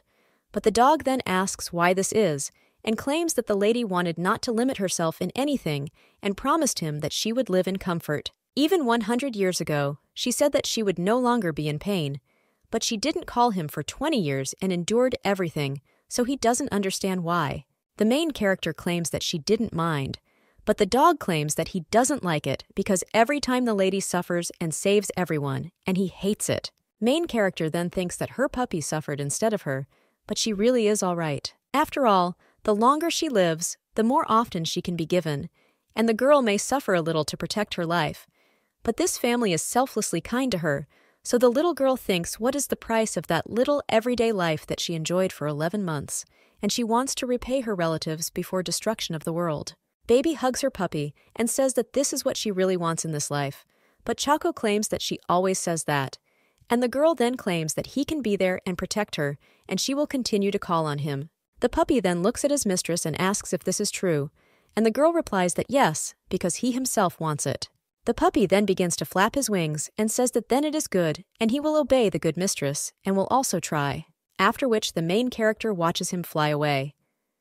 A little time later, the girl already realized that, according to Choco's information, there is one empire and 2 kingdoms in this world. In addition to the sacred kingdom, where the main one is the Pope, there are other small and large countries. But this is a familiar form of the world in which people use their cleft power and magic, but her abilities are slightly different. In particular, her family lives in the kingdom of Farshan and recognizes both sacred and magical power there. Perhaps that's why there is a magic tower next to the duchy. The empire is striving for continental supremacy, so the presence of the magic tower must be very important, but they probably have many secrets. When the main character eats porridge, who thinks that she is somehow uneasy, and the puppy at this time, a little worriedly, apologizes to the mistress and claims that he wanted to do a better job. The girl thinks that, in addition, that the puppy tried so hard but could not find any more information, and she wants to explore the empire now, but her power is limited to the kingdom, so nothing can be done. And it's not today that attackers will attack her while she and Chaco are helping her well.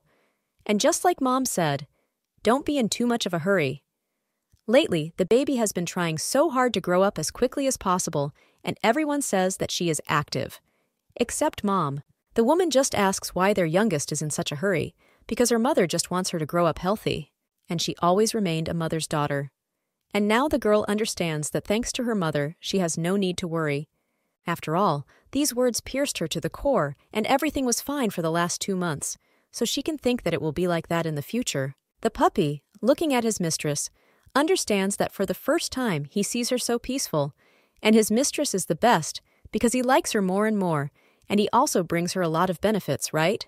The dog even spins around the maid's head, which makes the main character smile. The maid, seeing her mistress's smile, is very surprised, and then with a smile on her face says that Anastasia laughed at her feeding skills. The main character realizes that she grinned because of Chaco's cuteness, and the maid at this time still admires herself and says that it is thanks to her hard training after the festival.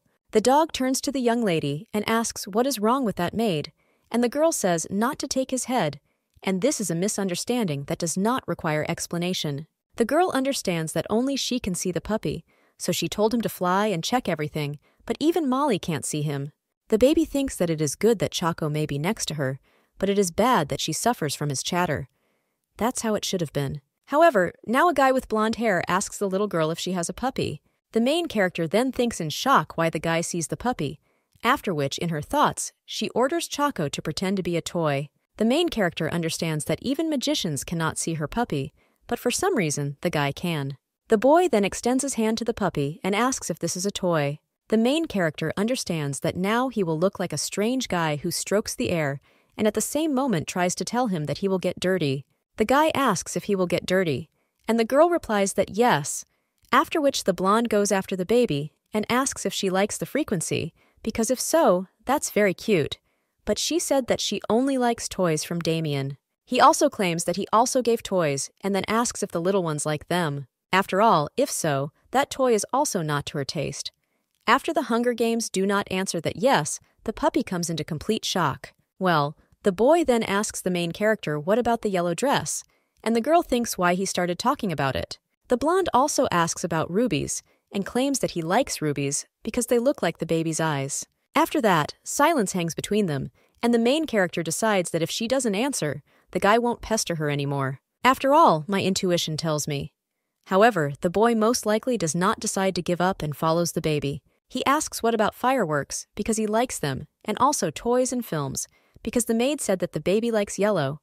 The main character understands that she is silent, but the guy continues to talk anyway, and she already doubts the information that the puppy brought her. In those memories, the guy only answered questions coldly and briefly, but now he is completely different. The young man asks what the little girl thinks about the mines with precious stones, and the little girl understands that Duke Michael is known for his silence. She was also convinced of some things, because the guy really walked on his own at 6 months. But in a year he didn't even cackle, so the Duke and his wife were very worried, and all the famous doctors told them not to worry. Thanks to this, the little girl realized that her family was not strange at all, and, fortunately for the Duke's parents, after a while he said his first words. His first words were an appeal to his father and mother in which he said that he could speak. There were even rumors that the Archduke's family almost had a heart attack from such a long sentence. After this, he was nicknamed the child who does not say anything unnecessary unless necessary, and 2 years ago, after the death of his parents, he began to speak even less, and they began to send him to the baby's estate, under the pretext of lessons for the heir, but among loving adults and peers, he was able to feel like a child. However, it is a little strange that Mikhail does not get along with his sister. Laurentia is very friendly and easy to get close to, but Mikhail comes there and doesn't really talk to her, as if they were strangers. But even Choco couldn't find out about this because there is too little information about him. But one way or another, if the guy doesn't talk much, why is he too talkative with her? Balakin once again turns to the baby and then confirms that today he really wants to hear that he is cool and see her smile, so he asks if the baby will help him a little. The main character understands that she would refuse if the guy purposefully asked for a gift, but the boy lived claims that her birthday is coming soon and he can't figure out what to give her. The main character then understands that almost a whole year has passed since she was born in this strange house, and it's even a pity that time has flown by so quickly, because her curse is for me to live even 20 years. At this time, the maid turns to Madame Duke and then claims that it's time for a snack, so let them go quickly. The maid also asks the Duke if Mrs. Laurentia is not with them and if she has come. When the maid leaves, she thinks that this is strange because she asked Laurentia to call them. The lady with pink hair is standing behind one of the corners at this time. The maid then turned to the little girl and stated that Madame Junior Duchess was playing in the garden, after which she asked if the little girl would call them to eat, and the girl answered that, yes, she would do everything. Well, when she came to these two, she saw the blonde man sincerely smiling. The girl immediately remembered how he had a reputation for walking down the corridor with an indifferent face. The lady with pink hair then greeted him and claimed that she was Lara. Well, the guy only briefly answered that he was Mikhail Leventis and didn't even look in her direction. He also claimed that he didn't need anything and went to class. The girl tried to make friends with him a couple more times, but he only rejected her. When people's emotions and experiences pile up, it will tell them that during the day, they become more and more numerous. On a clear morning on the 3rd of July, the baby woke up, as always. A year ago in the summer, she began her 100th life, and now she is a little anxious. And the little girl is even surprised that she can feel this way. She also understands that today is her birthday. The girl doesn't even remember how much time has passed since she celebrated it, and no one even thought to congratulate her. Every year, the birthday was symbolized by a designated line. And the harder life was, the more it was felt. But this time, everything is different, and it even amazes her. The baby feels a small and pleasant joy, and not burning sorrow, as if long-forgotten feelings were revived. And it's enough for her to have her family say congratulations to her. That's what she thought, however. Mom provided the baby with a whole wardrobe of different dresses and asked what kind of heat she would choose today. The woman leaned over to her daughter and said that today was a very important ceremony.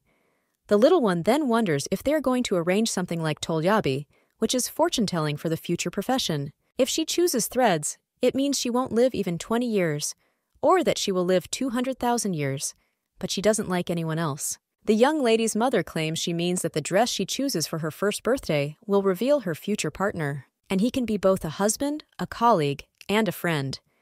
The main character understands that her mother, as a child, chose a pink dress and a ribbon with an emerald, and looking at this whole outfit, the little girl wonders if this is her father. The young lady's mother then folds her hands and claims that, as she thought, the baby is very intelligent, and maybe it was from then on that the baby's dad became her partner.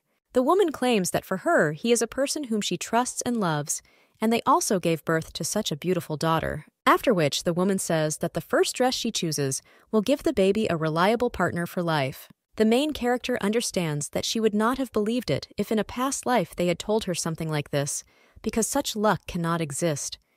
However, when my mother said this, for some reason she had hope, even though this would not happen soon. But there is nothing wrong with hope, after which the baby begins to reach for one of the dresses, and the mother, noticing this, becomes a little happy. The little girl, looking at the fabric closer, realizes that she thought that the dress was just white, but it shines in different colors depending on the incidence of light. And there are also a lot of different jewelry there, and, although it is simple, at the same time, it shines in different colors. And the baby now understands what her mother's soul desires, because her mother wants her to have many reliable partners. When the girl puts the cloth to her nose, she thinks how delicious it smells, and perhaps in 100 lifetimes of despair she could neither wish nor hope. But now her mother does it for her. The girl realizes that 12 months have flown by unnoticed. And after the party in honor of the first AGU, she was no longer surprised by the subsequent ones and was ready for anything. And when the little girl approaches the statue, she realizes that she was ready. But this family still goes beyond imagination. And where could they get this from? But then the baby is greeted by a young man with blonde hair, and she immediately understands that this is his doing, after which the girl turns around and decides to look at something else. The little girl comes up to the cake and thinks how huge it is. But there are 5 floors there. The girl also looks at the figure that is at the top and thinks if it's her with red eyes. But they gave her so many beautiful things for her birthday, and the baby was like a dream. The father of the young lady at this time tells the little girl to go to them, after which the main character does so. The father takes his daughter in his arms and wishes her a happy birthday. A short time later, the servants are already screaming to be allowed to continue to bear responsibility for the safety of their mistress, and also congratulating the baby on her birthday. The dark-haired maid claimed that she was so glad that they had been with them for a whole year, after which one of the maids approaches the baby and asks if she herself picked out the dress for today. But there will definitely be good people next to her, just like this dress. The little girl, looking at the servants, understands that after this they will probably receive bonuses from Dad, or maybe everything will be different. After all, everyone brings love to the Duke's house and puts their soul into the holiday. Now the little girl understands this well, and thinks isn't she already surrounded by good people? The girl then thanks them all, and she thinks that in this life, her first birthday is filled with amazing and special things. Various chopped fruits for easy eating, pleasant music, and many gifts from nobles unknown to her. There was a gift from the Duke, Earl, and Viscount, as well as from many others, and the little girl thought that it was just a family holiday. But again, everything is different, and she wants to hide. Suddenly, someone turns to Anastasia. It turns out to be her father, and the man asks if the little girl will refuse him a dance. The girl thinks how to do this at her age, and she of course agrees, but is not sure that she will be able to dance. A short time later, the father is already dancing with his daughter, and halfway through the dance, he kneels on one knee. The baby understands that eye contact is needed while dancing. Well, then her father lifts the baby up, and claims that it's immediately obvious that his daughter already dances so well, and the baby thinks that she's just hanging in his arms, but since he's happy, then it doesn't matter. The children then run up to them and claim that they also want to dance with Anastasia. And even the guy with the blonde hair says that he also wanted to offer the younger Duchess a dance. The young lady's father claims that his daughter still wants to dance with her dad, but then he sees how his wife claims that since her husband does not offer her a hand, then perhaps someone else will, and the man with pink hair then screams that she should only hold his hand. After this, the main character takes the hands of her brother and sister, and Laura, with a smile on her face, asks if Anastasia likes to dance with her. The young lady's brother tells Lawrence to slow down a little because Anastasia is still small, and the girl agrees. A short time later, the lady with pink hair is running somewhere and says that she danced to this song last year. The main character does not keep up with her sister and thinks that Lara's endurance is amazing, and now the baby decides to rest a little. However, then someone turns to her and asks if the youngest Duchess would like to dance with him, and the little girl understands that this one is still left. While the rest of the nobles are dancing in the hall, the main character takes the guy's hand and begins to dance. A young man with blonde hair smiles, and her parents and brother and sister also dance. The main character, looking at their smiles, also smiles, and the blonde, noticing this, asks if she really smiled now. But the girl then says no, and when the guy asks about it again, she still answers no, and the boy then says that they will study more, so that the youngest Duchess dances as beautifully as she smiles. The main character now does not think that he will give up, and although his stubbornness is a little disgusting, it is less annoying and so much so that she dances with him as with her family. The party ended in the afternoon, but the parents allowed the servants to party until late in the evening. So in the evening, they spent time with the whole family. Lara hugged her sister and asked if she liked dancing with her sister and brother. The little girl then replied that, yes, she herself understood that the year flew by unnoticed. And although she is still scared to get used to the comfort of family, she simply decided to enjoy these precious happy days. Dad takes his daughter in his arms and tells Anastasia that today he will put her to bed, and when the man pats his daughter on the pock, he slowly begins to fall asleep, but understands that she should not close her eyes. After all, if she falls asleep like that, then something bad will happen again. However, it was too late, and the young lady again dreams of that child who was welcomed with her. He also says what an impolite girl she is, and didn't she want to see him, because she didn't open the door for a long time, so it seemed to him that it was an invitation. The main character thinks that she didn't invite him, and then tells him to stop and asks who it is. The child then asks if the baby has forgotten him, because if so, it's quite sad. After which, the main character sees how the appearance of this child becomes an adult, and she understands that this is some kind of man. The guy says that this way, the girl should recognize him, and the little girl thinks that even though they are in the subconscious, he changes his appearance too easily, so the young lady thinks what kind of power he has, because she still won't know who it is. The guy then asks if he should give the little girl a hint, and when the girl looks at her arms and legs, she then understands that this is the embodiment of her first life, after which the girl asks how he knows this appearance, and the guy claims that he can easily embody her appearance from the past, and he said that he is the only one who understands her. But then he says that time is up and apologizes for his insolence last time, after which he claims that he will look forward to it, and also the moment when the girl finds him. The main character then realizes in shock that this stranger called her name. So he asks what he just said, but the guy then just snaps his fingers, after which the baby wakes up with a headache and thinks what a disgusting feeling this is. When the girl goes up to her bed and looks at the maid, she sees that she is still sleeping, but thinks that this time he was only for one night, and it looks like the maid is sleeping peacefully. But what worries her is the name that child called her. And even though she couldn't hear well before leaving, it was definitely her name from her first life. The baby understands that she shouldn't forget anything, but her consciousness is too blurry, after which she calls Chaco and tells him to find traces of that asshole that invaded her dream. The puppy tells the mistress to rely on him and claims that he will return soon and let the mistress rest. But the girl understands that she cannot stand it any longer and will now lose consciousness. After which, the little girl in her thoughts invites that guy to meet again, because this time she really wants it. So let him come, because she will open the door. She needs to ask a lot. But 2 weeks later, sitting on the floor, the main character realizes that this asshole never came. But she called him herself, but he didn't even stick his nose out. The mansion was in chaos because of her temperature, so the little girl wonders if this guy knows how hard it is to calm her sister down. Well, the girl thinks that she needs to calm down and think things over. The first version of what is happening is that the guy may also have been reborn, like her, and the accumulated power allows him to use her past appearance, and he knows about her past life, and can easily materialize her. This creature insists that it understands her, and there is an explanation for this, because if she met someone reborn, she would also want to get closer to him. But this guy may not be reborn, and the second version is that this is the instigator of her rebirths, such as the Absolute or God. Well then, words about understanding are not appropriate. According to this version, he is her enemy. But the girl is not entirely sure of her, because why would he come a second time? At this time, a puppy flies into the room and turns to the mistress.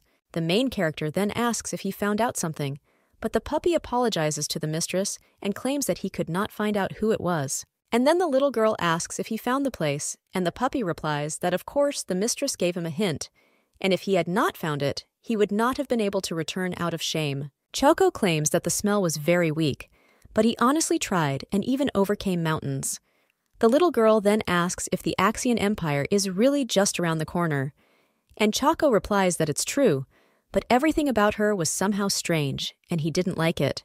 After all, everything there is different from the pure and beautiful power of the mistress.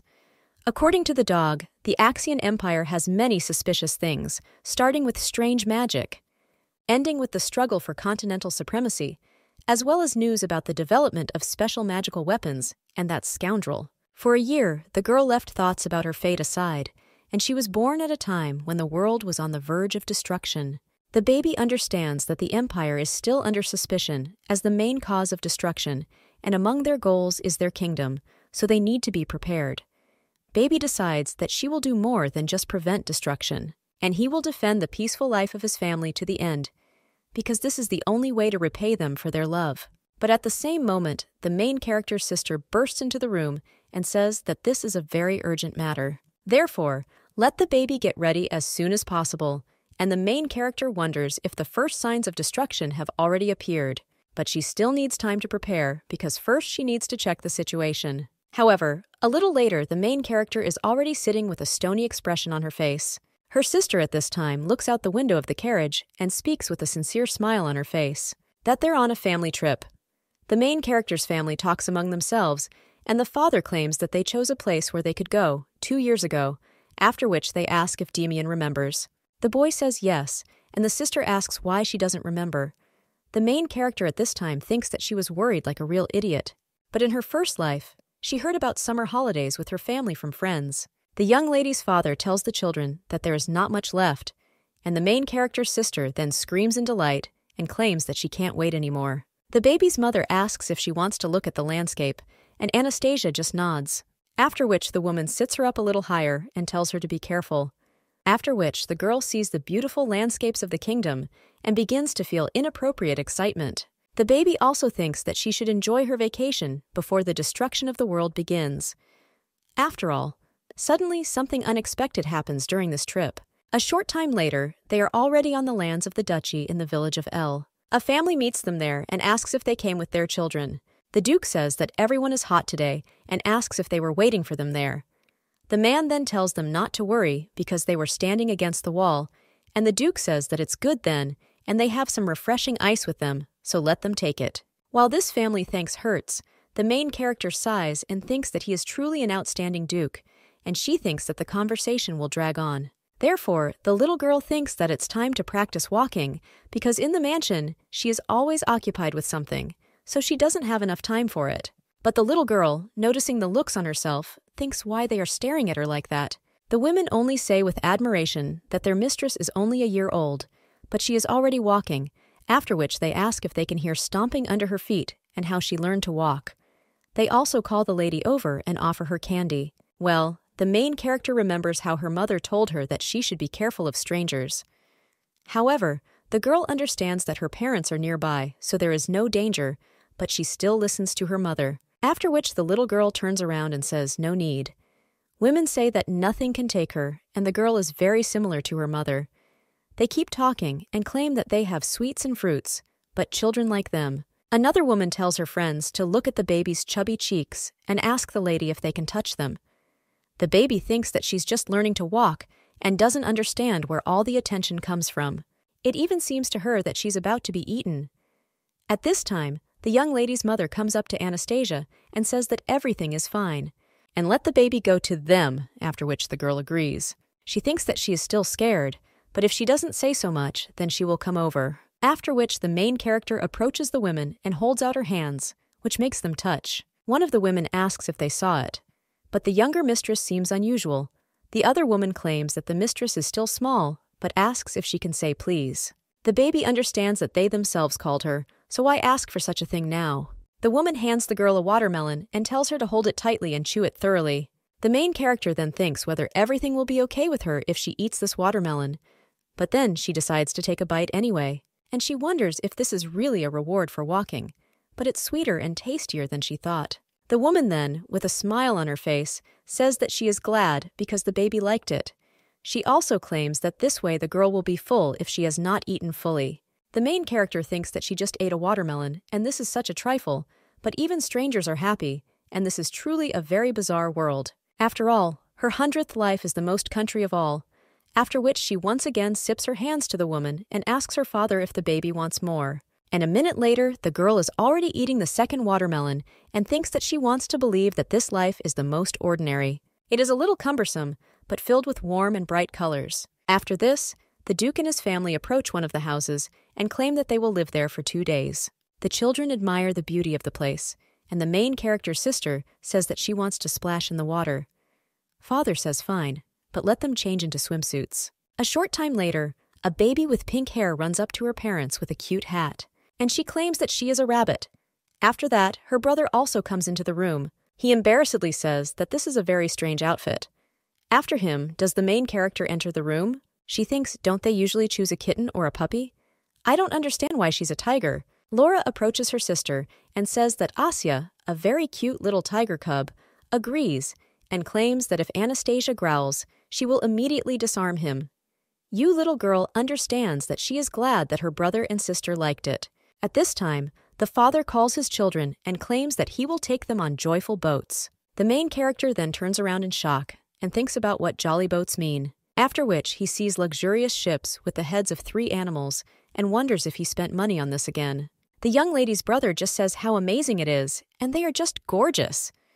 The baby then agrees and then looks at her father, and he thinks that he also loves such events and is also happy about their reaction. The little girl with pink hair screams joyfully and says that Dad is the best and he is very cool, and also that she loves Dad. This makes the man almost cry with joy, after which he runs up to his daughter and says that he also loves her very much. And of course he really, really loves Anastasia as well as Damien. A young man with pink hair turns to his father and says that now he can splash in the water without getting into the boat himself. The father says that of course he can, and yet he thought that the guy would want to have fun with his sisters. After which he extends his hand to the boy and asks if this is not so, and the boy then agrees. A little time later, a little girl with pink hair floats with her father on a small boat, and she is happy. She screams joyfully that she will be the first and let her dad push faster. But he only says that the daughter should not rush. The little girl with pink hair then tells her father that she wants to fuck. The man says that she will soon get it, but now it's Anastasia's turn. Lara then asks if this is true, because then she will be patient. After which the father says that this was expected of a kind older sister. He lets go of the boat and tells the baby to wait there a little, and the girl tells him to come back quickly. After which he approaches the other guys and asks how long they have been waiting, but suddenly a very strong blow begins, and water splashes on them. The main character thinks what kind of unnatural gust of wind this is, and this whole situation is very strange. But suddenly, the young lady's brother notices that his sister is swimming away and screams Laurentia's name. But at this moment, the girl is already in the middle of the lake and screams, asking for help. While the young lady's father goes after the baby with pink hair, the knight holds Anastasia and tells the lady to hold on tight, and the main character thinks what a strange flow speed there is. And there are a lot of rocks there, so if her sister hits herself while swimming so fast, then most likely she is in danger, after which the main character extends her hand and tries to use magic. But it dissipates, and the little girl thinks why she can't control it normally. However, she understands that she needs to calm down, and first decides to cast a protection spell on the baby, because if she doesn't stop the boat, then at least her father can reach her. The knight cries out that the direction of the wind has suddenly changed and tells the Duke that it is dangerous. Well, the man doesn't even listen to them and keeps trying to get to his daughter. He reaches out his hand in the hope of grabbing the boat and still succeeds. The father grabs his daughter and hugs her tightly. The little girl, unable to hold back her tears, says through her tears that the boat suddenly moved on its own, and she didn't do anything. The man says that Laurencia didn't do anything wrong, and she obeyed her dad. The main character then sighs and thinks that, thank God, everything worked out. She also looks at the others, and understands that they most likely did not notice her magic, but she suspects whose hands it was. After all, when her sister's boat got out of control, she felt magic and an unpleasant aftertaste, as if someone wanted to penetrate her body. And this is exactly the asshole that comes into her dreams. So the little girl thinks what kind of scoundrel he is, because he intended to plunge her sister into eternal sleep. But no matter what goal he pursues, he will never be forgiven for anything. After which the baby begins to lose consciousness and fall back. The girl realizes that she's been strong throughout all her lives. She didn't think that she could be weak, but this is the first time she has become so weak. And of course, this is all due to the fact that she used too much mana. The young lady's mother then cries out whether Anastasia has woken up, after which he pats the baby on the head and says that thank God their baby woke up. The girl only addresses her mother, and the woman immediately hugs her and says that her mother is nearby, and then asks if she feels very bad. But the baby is still too small to be on the street for so long. The main character understands that this is not the case at all, and it's all because of that asshole, so she doesn't understand why her mother blames herself. The little girl then decides that she will definitely catch this bastard. After all, how dare he ruin a small family trip?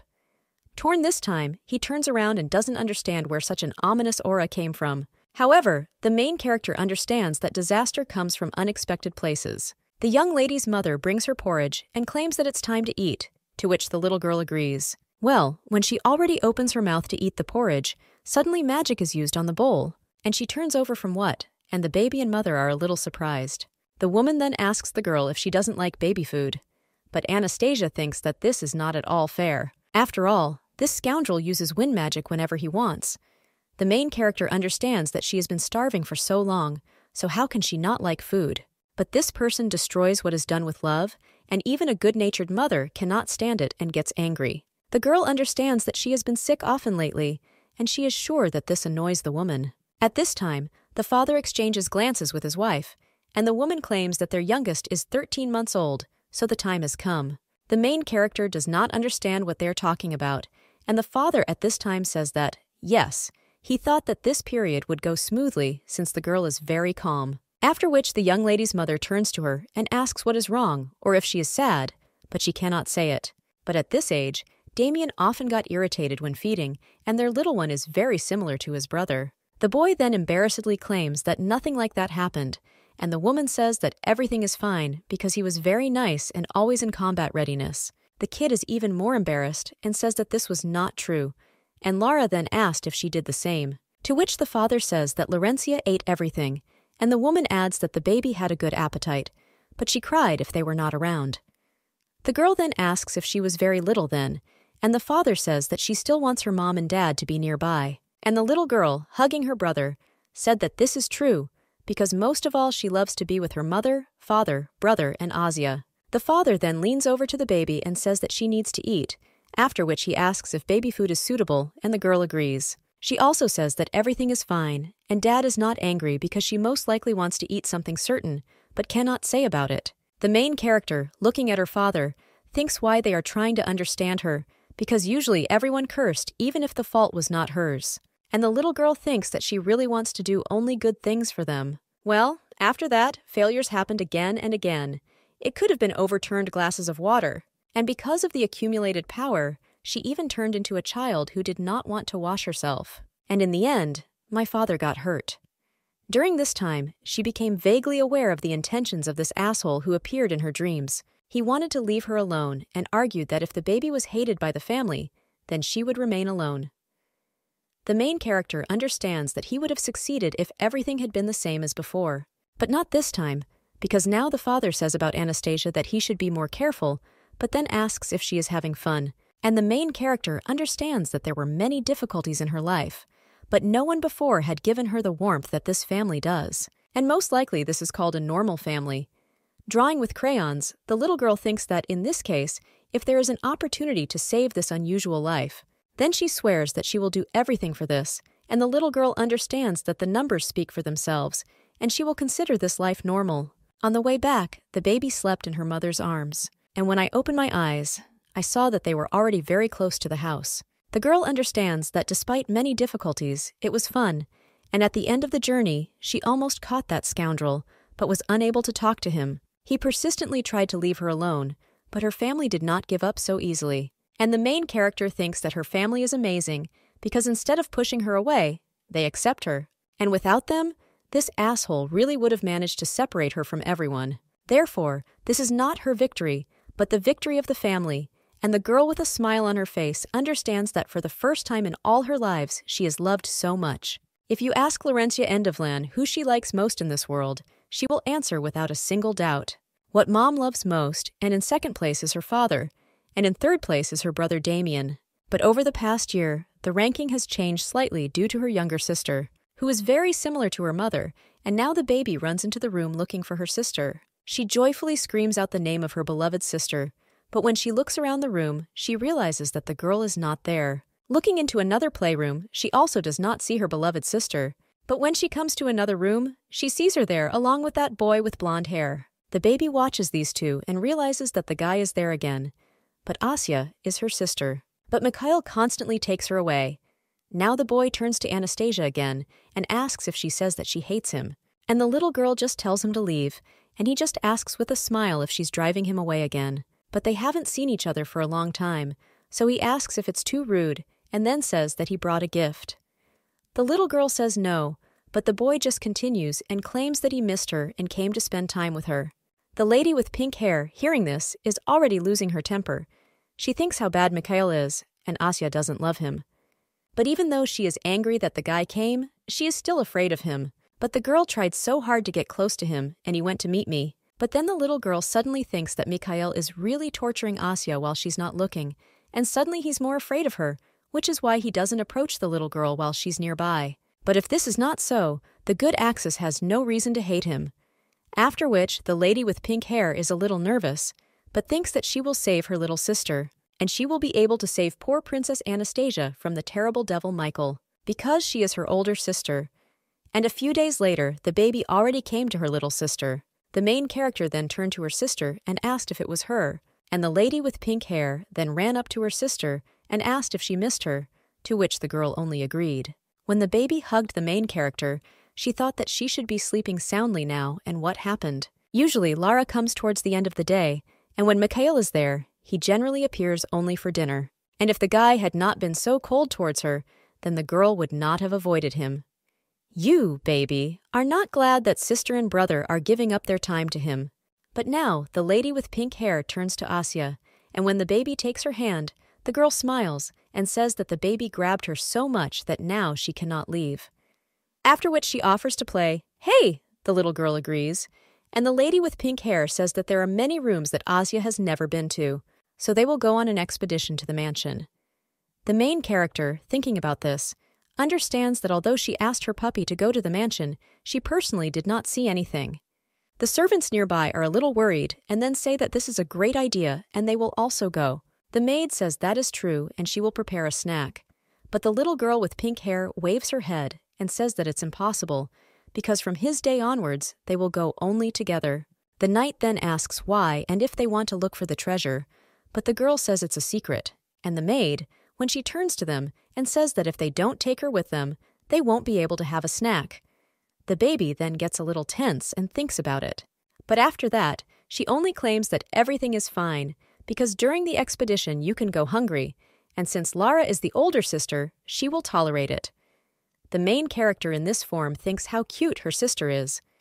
And the lady with pink hair then turns to the little girl and asks if she also wants to go just the two of them, to which the girl agrees. Then the lady with pink hair picks up her bag and says that she knew it, and taking the baby by the hand, he invites her to set off there. A short time later, Mikhail with wet hair enters the room and addresses the younger mistress. But when he opens the door and sees that the baby is not there, the guy thinks only something happened because she is not in the room, and now he has a bad feeling. The little girl with pink hair at this time looks at her homemade map and offers to go in one direction. The main character turns around and thinks that sister doesn't understand at all. that going out on an expedition around the house together is completely impossible, and the main character hopes that there will be no more people. A short time later, a lady with pink hair comes to the counter and says that they have arrived at the first room to explore. Well, when the main character looks at the door to the room, she thinks that some kind of ominous aura is coming from it. A little girl with pink hair knocks on the door, after which the butler opens it and asks what they wanted. But then he sees two little ladies and asks what happened. And the little girl with pink hair claims that they came to see her dad because Asya hasn't seen him at work yet, and then asks if they can come in. The butler then apologizes and says that the Duke is very busy right now. The new man just throws open the doors with all his might, causing the butler to almost fall. After which the father, with a smile on his face, asks if his baby misses his dad. The main character understands that it seemed to her that there was a strange aura in this room, but after they enter the office. Then they see very tired workers who were eating and breathing. One of them is sitting in a desperate position, and the second one has his hands on his head, and a dark aura seems to emanate from them. The main character, looking at them, thinks that it was not her imagination after all, and she even sympathizes with these workers. They, like ghosts, rise from their seats and greet the mistress, and then ask if they want delicious sweets, because there is also flower tea, which the second mistress loves. The Duke then puts his hand on their shoulders and says that he will ask the butler about this, and let them return with a report in 2 hours. The workers cannot refuse their boss and leave. The father turns to his daughters again and asks what they wanted. The little girl with pink hair claims that they wanted to see how cool Dad is when he works. The man then asks if the girl really thinks so, and the kid says that, and he's also cool when he makes a swish-swish with his sword. And the man then offers to go to the training ground, but the little girl just screams that she can't. And the man then leans over and asks dejectedly, why, after all, she says that Dad is cool when he slashes and slashes with a sword, but doesn't want to look. And the little girl claims that this is because today she and Asya are exploring the mansion, and they cannot leave it because the expedition site is located there. The main character wonders if Mikhail isn't at the training ground right now, and that's most likely why Sister doesn't want to. And after that, the baby also claims that they won't stay there for long, and the father then asks in shock why. And the girl claims that her mother forbids them to distract him from work, and the man says that they don't distract him at all. Well, the lady with pink hair says that Dad can't do it because he himself said that good children shouldn't do things that Mom doesn't like. And that's why Lara ate peppers and spinach today.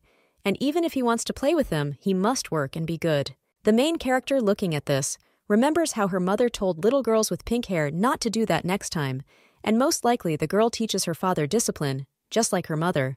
The baby then asks if he understands, because Dad is a good adult. The main character can no longer hold back her laughter and apologizes to her sister in her thoughts. But she can no longer restrain herself because the baby's very cute, so the main character laughs sincerely, which makes the father and the lady with pink hair delighted. They immediately wave their hands and say that Asya smiled. The father asks if he dreamed it. The man also pokes the baby on the cheek and asks if she's having fun being scared. But Anastasia thinks that she's not, and that her sister is just very cute. The lady with pink hair then turns to her father and asks why he is setting a bad example for the little girl, but the man waves his hands and says that he does nothing of the sort. However, the girl says that Asya completely agrees with her, and if Dad wants praise, then he should do what he doesn't like. And Lara, as an older sister, knows everything. The main character realizes that this is not entirely true, and then apologizes to her dad in her thoughts. But she agrees with her sister why she should be happy and asks if Dad heard, and the little girl thinks that now the main thing is her sister's smile. After which the lady with pink hair hugs her sister, and a little time later they are already leaving the office of their father, who is not very happy about this, and also claim that they have moved on. A lady with pink hair, holding a map in her hands, asks where they are going now. And the main character, looking at the baby's bag, thinks that it is full of snacks. And the girl even made the map herself, so the little girl thinks that her sister was getting ready to play with her. And they couldn't play often because Mikhail came, so the little girl apologizes to her in her thoughts. But suddenly, the main character trips over her foot and begins to fall to the floor. But Anastasia cannot do anything and only puts her hand in front of her. The pink-haired lady notices that she is very worried about her sister and screams her name. But when the girl approaches her sister, it is already too late because the baby is lying on the floor. While the lady with pink hair asks how Asya is, her mother approaches them and turns to Anastasia. Lara says that she didn't do it on purpose, and the woman tells her daughter that she knows, but claims that Anastasia is still too small and needs to walk more slowly, and then asks if the baby can do it for her. Lara then agrees, but she still feels very guilty. Well, the main character decides to cheer her up and pats her on the shoulder. The baby cannot hold back her tears from such actions and begins to cry out loud. She realizes that even though her sweet little sister patted her, she was still upset and burst into tears. The girl thinks she wasn't a cool big sister that day, but next time the little ones will show only their best side. After all, if Asya is a princess, then Lara is her knight. And since the kind younger sister consoles her, she will be a knight for her as long as it takes. Because she is the older sister now, Lara takes her sister by the hand, and when the baby almost falls again. Then the lady with pink hair asks if everything is okay and affirms, "What about now, so that the baby doesn't fall? She will hold her tightly." Accompanied by his older sister, a serious exploration of the mansion began. They enjoyed a fire show in the kitchen, and the chef claimed that he would show them his best dish. After that, they went to have tea with their mother in the garden and played hide and seek, hiding in the laundry hung by the maids. The girls ran merrily through the expanses of the mansion, and the last place for today was the children's library. The lady with pink hair was reading a book, dividing the words into parts, and the main character understands that, unlike her brother, the swamp one is so soft and calm. Anastasia really likes it because it resembles the sounds of a beautiful summer day. The main character begins to close her eyes and wonders if it's because of the long walk and the lack of food, but she really wants to sleep. And after that, the baby finally gives up and falls asleep. The lady with pink hair finishes reading at this time and asks Anastasia if they should read another book. But without hearing an answer, she looks at her sister and thinks what happened. But then she sees the baby sleeping peacefully on the floor and wonders if she has fallen asleep. The girl, when she's delighted, wonders if it was she who lulled her to sleep, after which she approaches Anastasia and asks if she is her little sister. Looking at the baby's sleeping face, she thinks how cute Anastasia is, and she is only her younger sister and not Mikhail's sister. When the girl puts her finger on the baby's hand, she grabs it. A short time later, the main character is already sleeping with her little sister, and someone covers them with a blanket. It turns out to be Damien, and he asks if they came there alone, but they didn't tell him, after which he also adjusts the pillows under the heads of his sisters. And he puts one down for himself, after which he climbs under their blanket and says that this expedition is for two, but asks if they can take him too. So they wandered around the mansion for almost a week. The baby rarely went to her room during the daytime, but there was one thing that worried her and Art Mikhail, who came into the room and asked if the younger Duchess was in the room, and today, where could she go? The maid claimed that they went on an expedition around the mansion, and the boy asked if Damien knew where they could go, but he also said that he also wanted to play with the baby. Now the puppy claims that the boy said so, and he also had a very sad face every time he came there. Therefore, Chaco asks if the boy has succumbed to the charm of the lady devil. The main character understands that she didn't want to do this, but she managed to avoid him. But this wouldn't have happened if she had spent enough time in formation from the very beginning. But she is sorry that she had to make the guy wait so long, and tomorrow she will tell her sister to take a day off from the expedition. Well, the next day, when the lady with pink hair once again came to her room with a joyful smile, she again offered to go on an expedition, after which she began to take out chocolate and other things that she had prepared from her bag. The main character then thought how she could refuse, and Mikhail could be a little sad. The girl showed the young lady where they would take her today, and she just agreed. But suddenly she heard someone else's steps, and when this person entered the room, he told them to wait. It turned out to be Mikhail, and he said that he would also go on an expedition. The guy claimed that he wanted to take a walk with the younger mistress, and that's why he had everything he needed for the expedition. He tells Mrs. Laurentia to let them take him because he will be useful. The main character, looking at the expression on her sister's face, wonders if she's okay. And the guy keeps talking and claims that if he joins. Well, the lady with pink hair interrupts him and screams that he can't.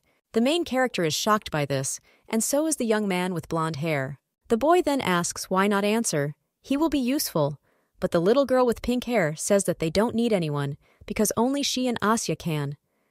The boy once again turns to Mrs. Laurentia and claims that he is prepared, so he asks why not. But suddenly, the little girl turns to him and tells him not to bother him. And the guy says that he doesn't bother anyone, to which the little girl replies that he does, and the boy asks if he really looks that bad, to which the girl agrees. The guy then gets a little upset, and the main character thinks that he is cold and indifferent to her sister's feelings, So what's the expression on his face now? Anastasia then says that he is not allowed, and the guy just leans towards her and asks if she is against it too. After all, he learned a lot from Damien, and is he really not allowed to be with them? The baby then thinks, is it important now? And the lady with pink hair screams that Mikhail is not her brother. The guy then coldly looks at the lady with pink hair and asks what she is talking about. And the main character thinks that he is looking at her sister like that again. But it's much easier to hurt her than her. The lady with pink hair screams that no matter how much the guy repeats after his brother, he will not become one. But the boy only asks why not. And the young lady's sister then screams that Asya doesn't love him. But the lady with pink hair then says that he is only asking questions, and then claims that Anastasia hates him, and he continues to play with her, and the baby loves her because she is her sister.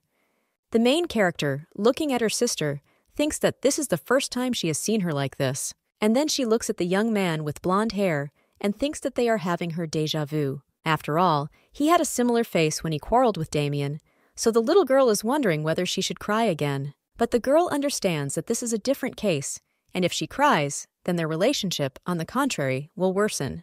The lady with pink hair will then say that Asya is crying, and it's all because of Mikhail, and in order to reconcile them, they must first. Well, the boy then interrupts the young lady's thoughts and says that the youngest duchess hates him, which makes the little girl a little surprised.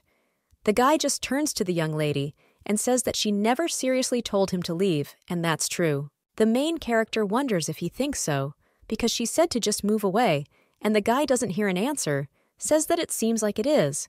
But the little girl thinks that she didn't even answer, so why did he think that? The lady with pink hair then turns to her sister and says that Asya loves her sister more than Mikhail, to which the little girl agrees. The guy claims that he didn't say that the younger duchess loves him more, she just hates him. Therefore, he once again asks to be taken on the expedition. But the little girl screams again that no, and this is a secret expedition only for the two of them. The guy then suggests that the three of them keep the secret and not tell Damien about it. But the little girl with pink hair screams again that it's not. With tears in her eyes and shaking hair, she claims that she has already refused, after which she asks why he continues. The girl says that she hates him because he plays with his brother every day, but not with her, and now he also wants to take Asya away. The main character is trying to calm down her sister, and the lady with pink hair says that Asya is her sister, not Mikhail. After which she also turns to her mother and tells her to kick Mikhail out because she wants to play with Asya. Hey baby, her sister. Mikhail doesn't even know what to do because of this and stands in a stupor. At this time, the main character notices someone standing in the corridor and realizes that it is her mother. But looking again, she sees that everyone has arrived, but does not understand why they don't come. And looking at her mother's face, she thinks that she probably wants these two to figure it out on their own. After all, it is useless to interfere in the affairs of children until they understand the problem.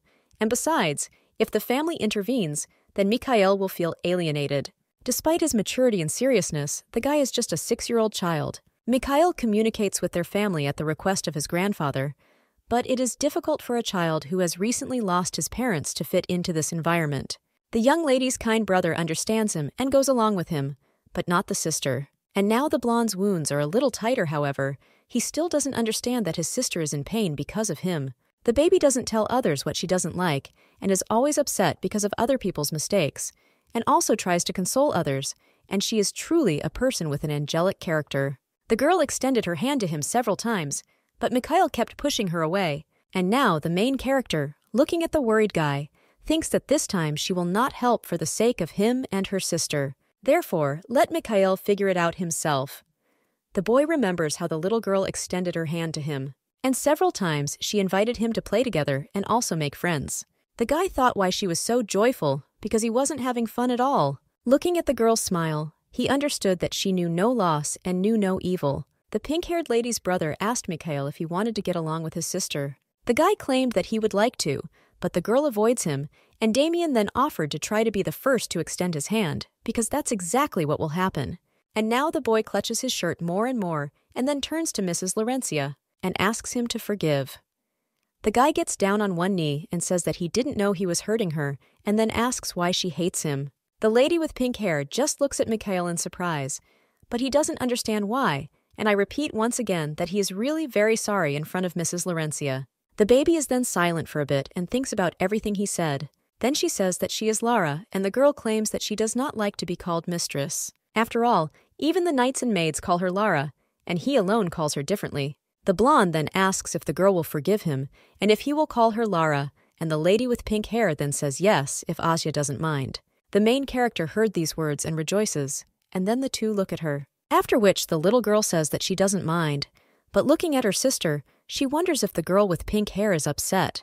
But the main character extends her hand and realizes that she still won't tell about it. After which she kisses her sister on the cheek, which makes her very surprised. The lady with pink hair then hugs her sister and asks if she loves her more than anyone, but this is not strange because she is the older sister. In response, the baby only agrees, and that same evening they are already sitting at the table covered with all kinds of goodies. The young lady's mother turns to Mikhail and tells him to eat more. The boy thanks for the invitation to dinner and says that he will eat everything, and the young lady's mother remembers how she recently told her husband that it turns out they won't have to interfere because the children have made peace. But the man with pink hair asked the darling if she thought everything would be okay.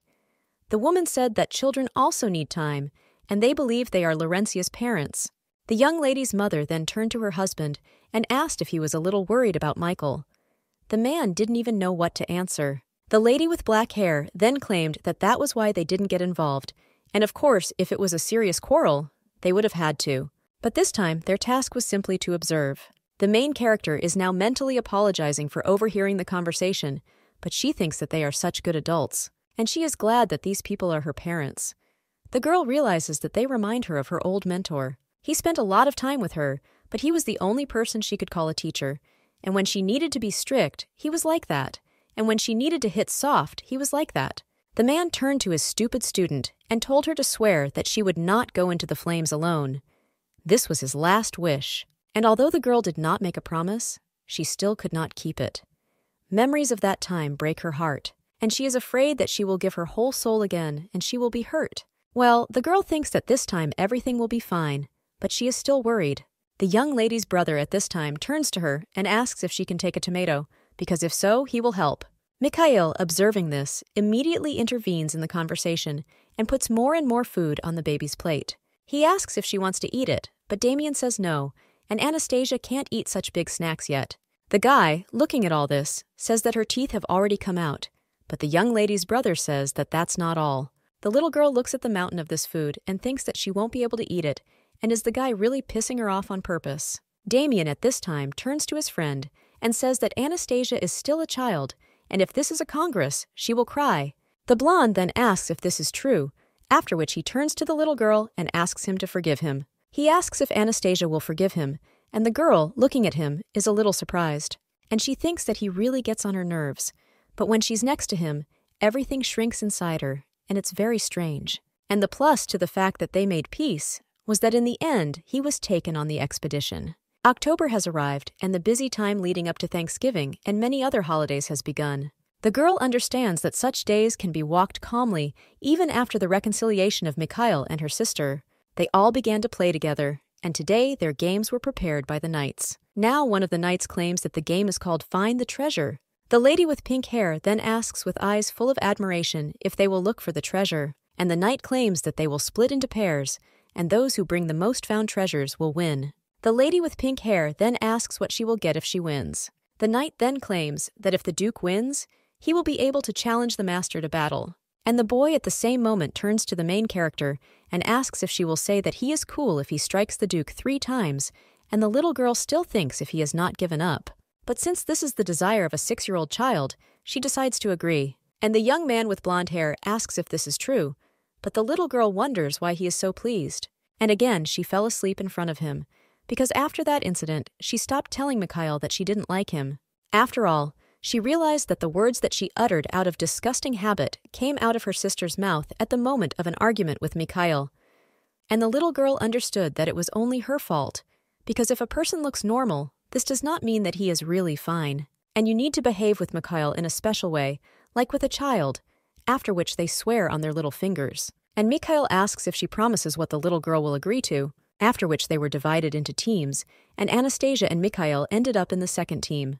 The boy then asked the little girl to take care of him, to which the girl agreed. And the blonde then claimed that he would definitely win for the sake of the two of them.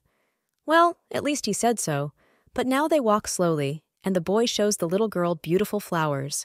He also points out butterflies, and the main character thinks that for some reason he led her in the wrong direction. At this time, the main character hears her sister screaming what they found, and the girl thinks whether Mikhail really wants to win. After which she turns to the boy, and then he just puts a smile on his face and asks if the little girl is worried about him.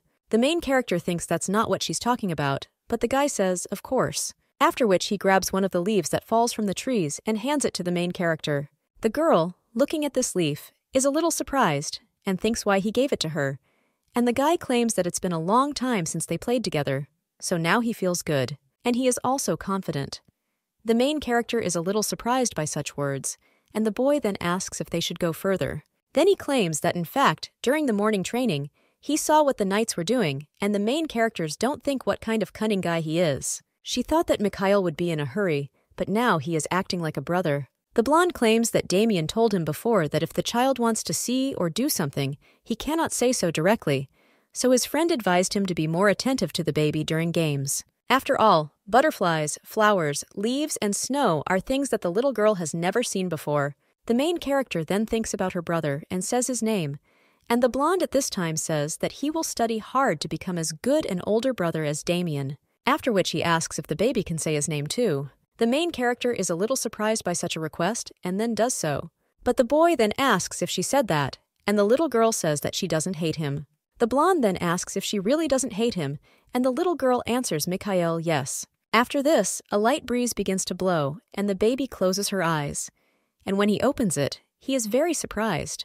After all, the boy with a sincere smile on his face asks if she will then become his younger sister. The girl then only turns away and thinks the same guy is a fool, because she was her from the very beginning. A short time later, the guy is already deftly climbing onto a tree branch. When he grabs it, he climbs a little higher and sees a box there, after which he jumps off her and tells the little girl what he found. And the main character thinks it's possible to hide treasures from children in such a place. The knight then says that the boy really climbed there, and the main character thinks that they probably thought that the children would ask the knight to get the treasure because it is too high. Well, it looks like the boy is having fun, and that's good. A short time later, they already found 6 pieces, and brother and sister have so far collected 5, so the main character thinks that time is running out and most likely they will win. But at this time, someone approaches her, and it turns out to be Mikhail with another box. He turns to the little girl and asks her to say that he is great. The main character thinks that he seems to be acting especially stupid with her today, and this is a simple request, and she also feels guilty before him, so the little girl pats the guy on the head and says that he's done well. The girl also thinks that she doesn't want to upset the person who is so happy about a simple gesture. A short time later, the knights are already holding gifts in their hands and saying that the Duke and Mrs. Anastasia have won. The lady with pink hair then smiles and says it's a shame, but congratulates Anastasia. And the knight then claims that since Mrs. Lara and Mr. Damien also found the treasure, they can take it for themselves as a prize. The little girl with pink hair then, in shock, asks if she really can, and the knight replies that, of course, and now Mrs. Anastasia and Mr. Damien receive the prizes. Damien's prize is damn new boots, and Anastasia's is a hat in the shape of a knight's helmet. After that, the knight handed the gift to Mrs. Baby with pink hair, so when she opened his toast, she asked with delight if it was true for her. The knights replied that, of course, the lady wanted them too. It turned out to be leather armor for a child and a baby hugging them. She says she really likes it. The main character remembers how the little girl said that she also wanted clothes like knights. Her mother asked if the baby wanted her, and the girl argued that, yes, she is a knight, therefore she should wear such clothes. The main character understands that the knights remembered these words, and now Laurencia claims that Asya is a princess and she will save her. Now the knights offer to play in the tree house next time, and the young lady's brother says that this is a great idea, and after the harvest festival, we can do it.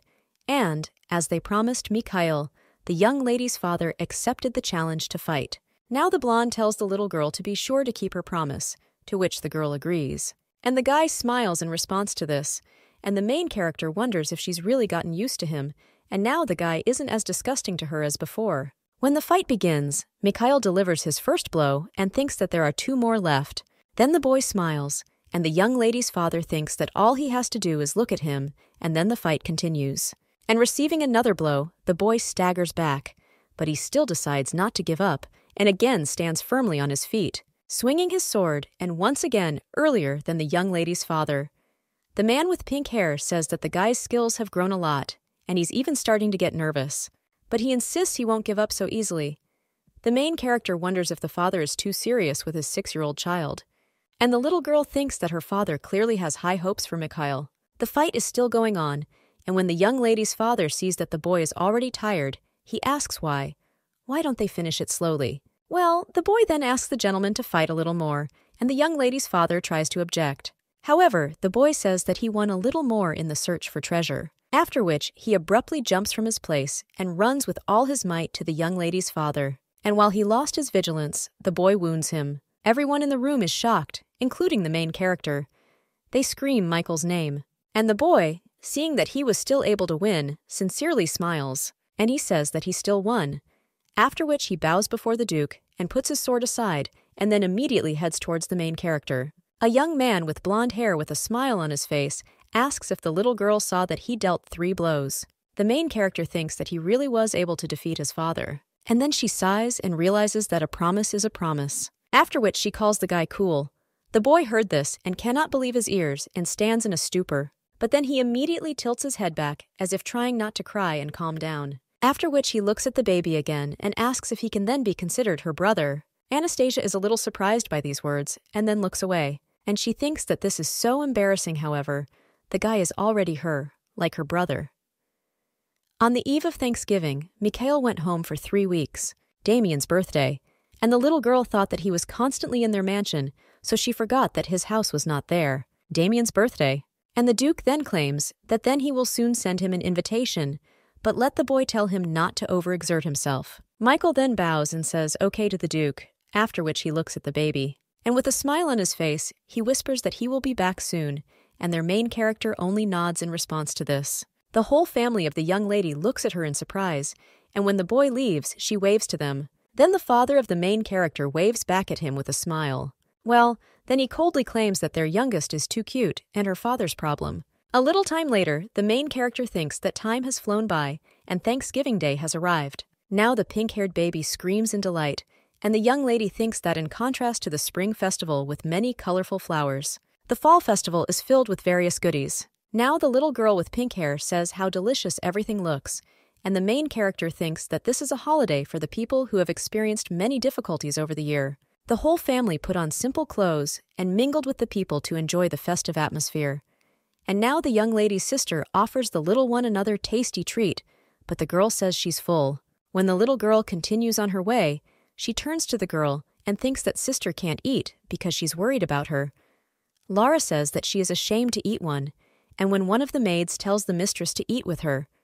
At this time, the baby thinks that it would be nice to spend a little time with her brother, and everything will be fine if Lara has a maid next to her. After that, he and his brother approach the Tower of Pumpkins, and a young man with pink hair asks if the little girl wants to look at her, after which she nods. The guy understands that usually the little girl is not interested in such things, but she seems to really like the tower.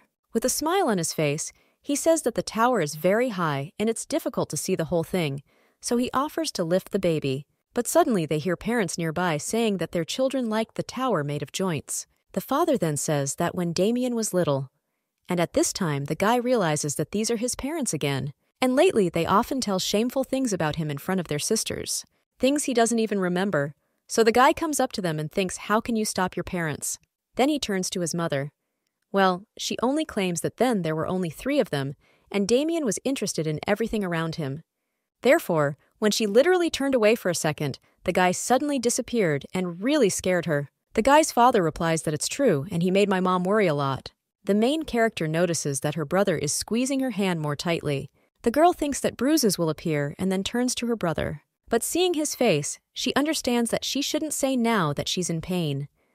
The father still continues his story and claims that everyone was separated and looking for the guy, but they didn't even hear him cry, and he was so worried that his mother would faint from excitement. Well, they found him, and the guy was hiding near the tower and the joints, and even grumbled that it was their mistake and he couldn't cry. Suddenly, the young lady's brother begins to drag her somewhere, and the main character turns to her parents. Those who are still busy talking think that now is not the time to look at pumpkins. As they walk further and further, the main character sees her older sister with cookies. Well, the little girl doesn't understand where the maid who was next to her went, but in such a crowd you can't see anything. And even though everyone was having fun just now, for some reason the young lady now has a bad feeling. And she thinks that someone will definitely get lost a little time later.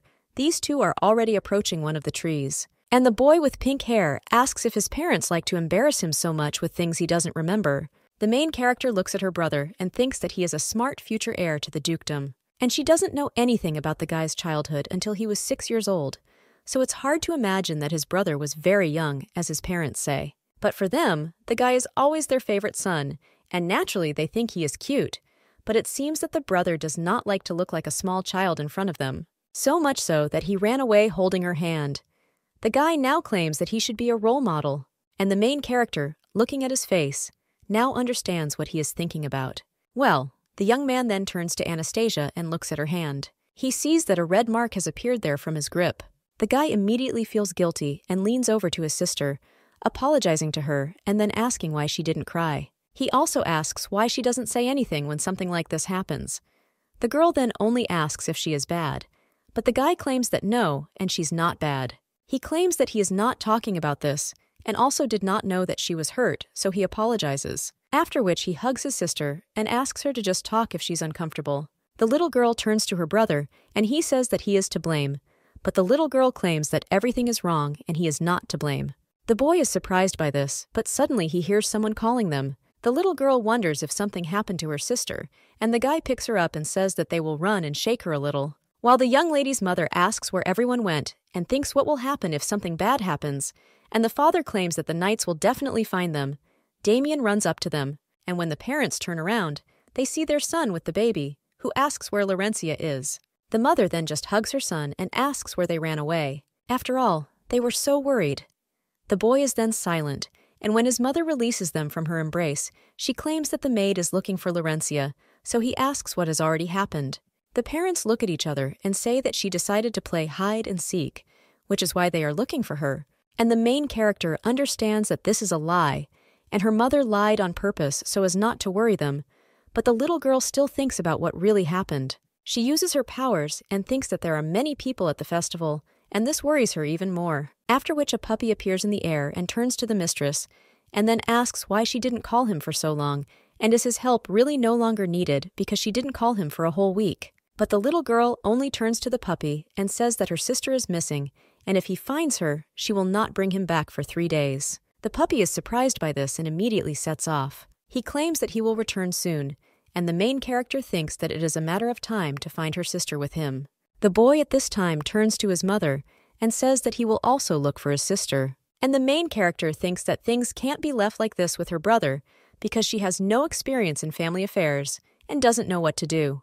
The boy then turns to Anastasia and says that his sister is playing hide and seek, and then asks if the little girl wants to look for her with him. The girl then thinks that her brother also guessed everything and nods her head. Well, then the puppy turns to her and points to the tower with pumpkins, screaming that her sister is over there. The baby looks at the pumpkin tower and then says the pumpkin words. The brother then asks if she is talking about pumpkins, because if so, he will take her later, but the baby continues on her way and points to them. When she already approaches the tower from the pumpkins, she thinks that it is too high and disappears, so how could the baby get there? The girl also thinks about whether she should use magic, but if she does so, the tower will collapse, and at this time her brother asks Anastasia what happened. At this time, a young lady with pink hair is sleeping in the pumpkin tower. She wakes up and wonders if it's Batik's voice, but when she opens her eyes, she realizes where she is and immediately starts crying. Brother, hearing this, asks Laurencia if this is it, after which he immediately asks if Laurencia is inside, and the lady with pink hair then screams out her brother's name. The main character thinks, thank God I realized that her sister is there. The guy then climbs up the pumpkins and says that he will release the baby with pink hair, but let her not move because it is dangerous and will wait a little. After which he already extends his hand and tells Laurencia that he is there. The guy also looks at his sister, asking if she will reach her hand. When the baby comes closer, the guy tells her to stick her hand out first. And when she does so, the guy says that she's great, but she should be careful. The main character, seeing how the tower is shaking a little, thinks that it is dangerous and that her brother can save his sister safely. Then she decides to carefully help him, and a little time later the baby still manages to crawl out.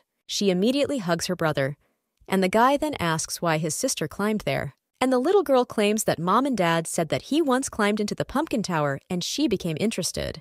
The guy then understands the danger of those stories from his parents. And at this time, the parents run to their children and ask how the children are doing. Lara says that she is fine, and then the parents breathe a sigh of relief. However, the young lady's brother says he has something to tell them. Then the parents approach them and ask where their daughter was, and she claims that she is in the pumpkin tower. The woman then says that she and Damien seem to immediately see that the girl is her sister. Well, the young lady's brother then covers her ears and tells her to wait a little, after which he turns to his parents and states that he is very grateful that they value the memories of his childhood, but he would like them not to talk about his mistakes in front of his sisters. The guy's father then says, was he really embarrassed? But the guy then cannot stand all this and screams that this is not the main thing, because the girls think that his actions were correct and repeat after him. The parents are then a little taken aback by their son's response.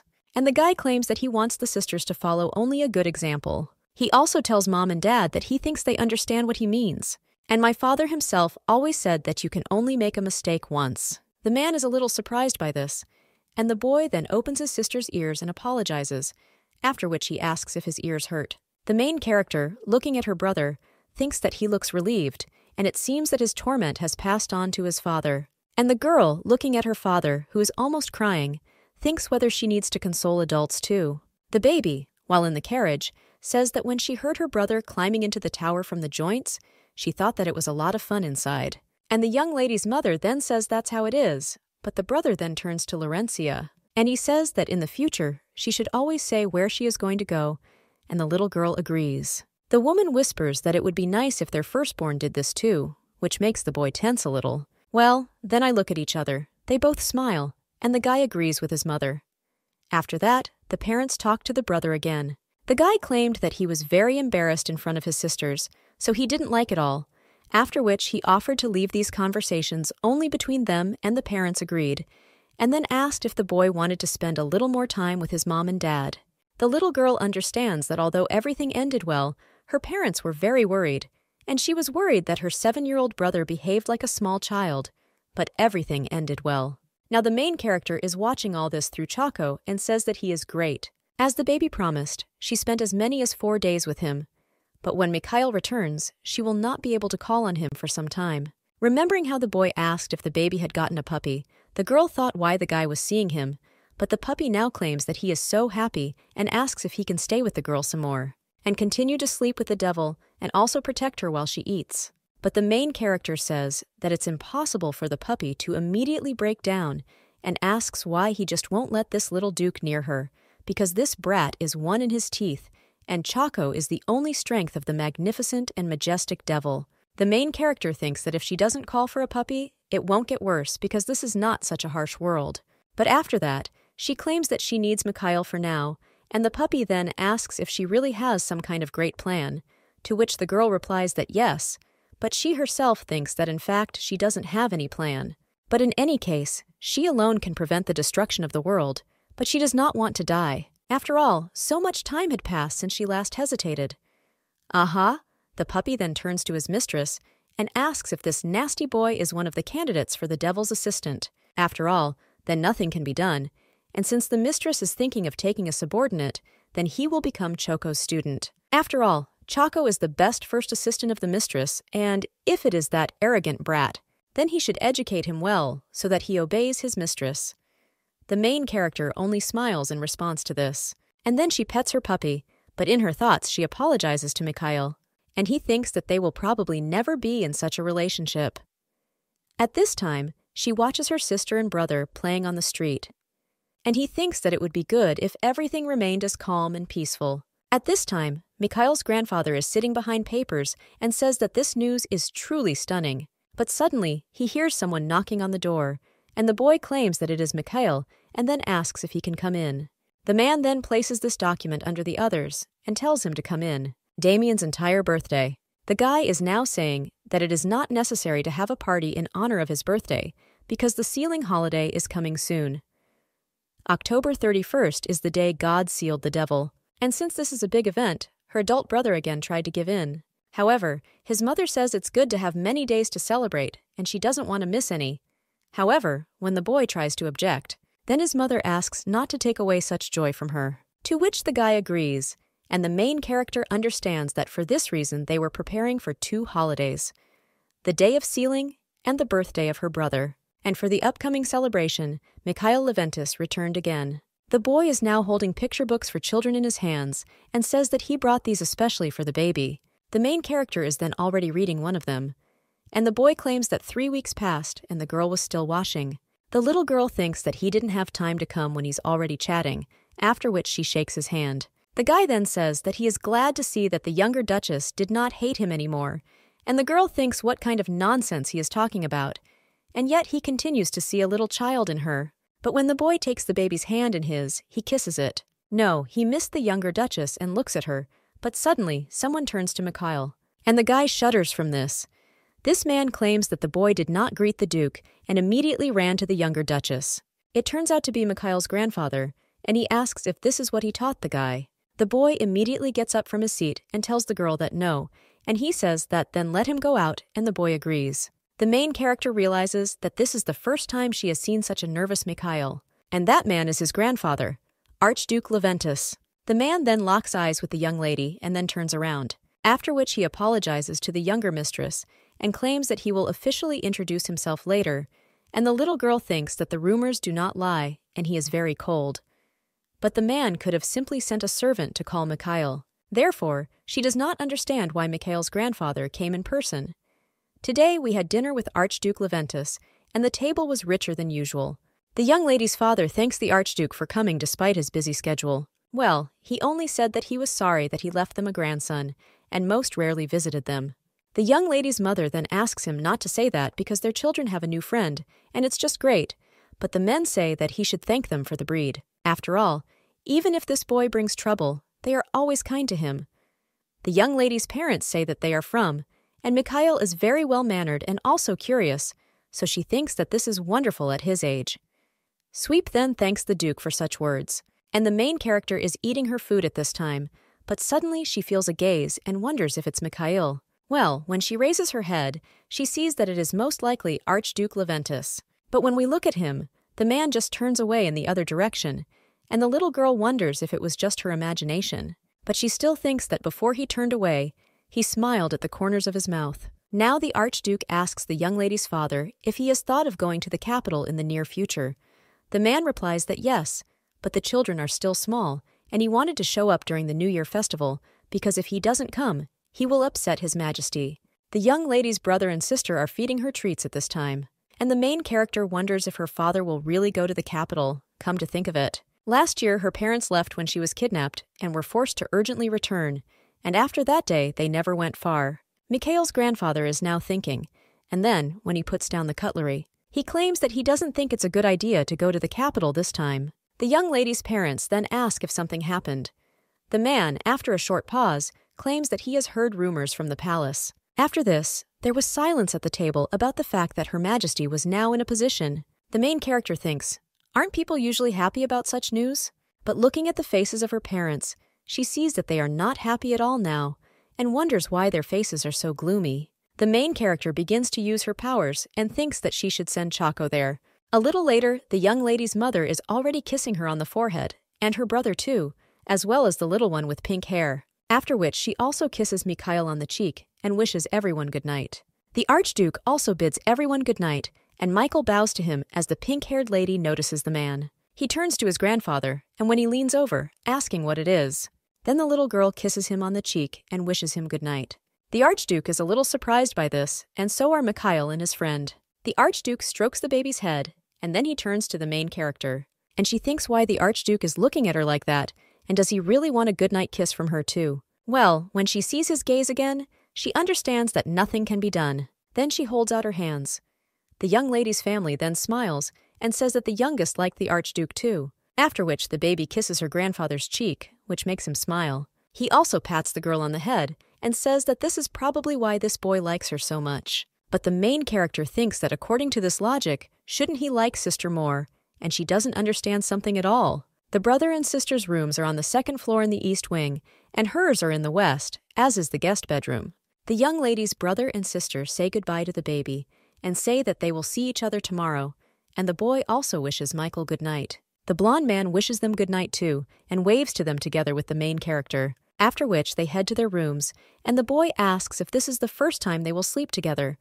The main character thinks that they are in different rooms, and the boy then asks if he can go to her if he is scared. But the girl just thinks, isn't it the other way around when they call him when it's scary, and is he really afraid of ghosts? A little time later, they are already at the door, and Mikhail leans towards the baby, after which he asks if he can come to her to wish her good morning, and the little girl agrees, to which the boy is a little surprised, and asks if she really allows it, and after that says that then he will definitely come, and promises that he will not wake her up. The main character understands that he apparently really likes doing this, and the boy then asks if she can do the same for him. The main character asks what he is talking about, and the guy then talks about a goodnight kiss like she kissed her grandfather. The baby then thinks what this boy is talking about now. The boy continues, and says that she kissed both Laurentia and Damien, and the main character thinks that this is because it is her brother's sister. Well, then the boy with puppy dog eyes asks if she really can't see he's not her family. The main character, then looking at him, thinks what kind of pitiful look is this, and the guy says that she has never done that. And the little girl then thinks that okay, and since a 6-year-old child is asking for this, who will she do it? After which she tells the boy to come over and he does so, and when the guy approaches her, the little girl kisses him on the cheek. And he wishes him good night, to which the young man sincerely smiles. After which they wish the little ones good night and say that they will see each other tomorrow. Then the main character is put to bed by the maid, and the main character thinks that she is certainly not such an obedient child who will immediately go to dreamland. After which she uses her powers and searches for where her parents and the Archduke are now. And looking into one room, she realizes that naturally they are alone in the living room. The main character mentally apologizes to her mom and dad for eavesdropping, and the man at this time says that this has been confirmed and Her Majesty is pregnant, and besides, he was told that she would give birth next spring, to which the young lady's parents are surprised and say that it is so soon, after which the Archduke claims that this is already the 5th month. The woman then says that she understands that 10 years have passed since they got married, but there has been no such news. And the Archduke at this time says that this is why the king prefers to remain silent, because they say that His Majesty's business is covered with ugly hair, and shouldn't they prepare? The main character then does not understand what they are talking about, and what kind of hair, and also what they mean in order to prepare. The baby also does not understand what is happening between the duchies and the royal palace. The Archduke claims that by the new year, the youngest will already be 3 years old, and it will be possible to go to the capital, but let them be careful, especially the Duchess. The main character at least thinks that they tried to maintain a good relationship with her family, but she doesn't understand why the current king could not ascend to the throne.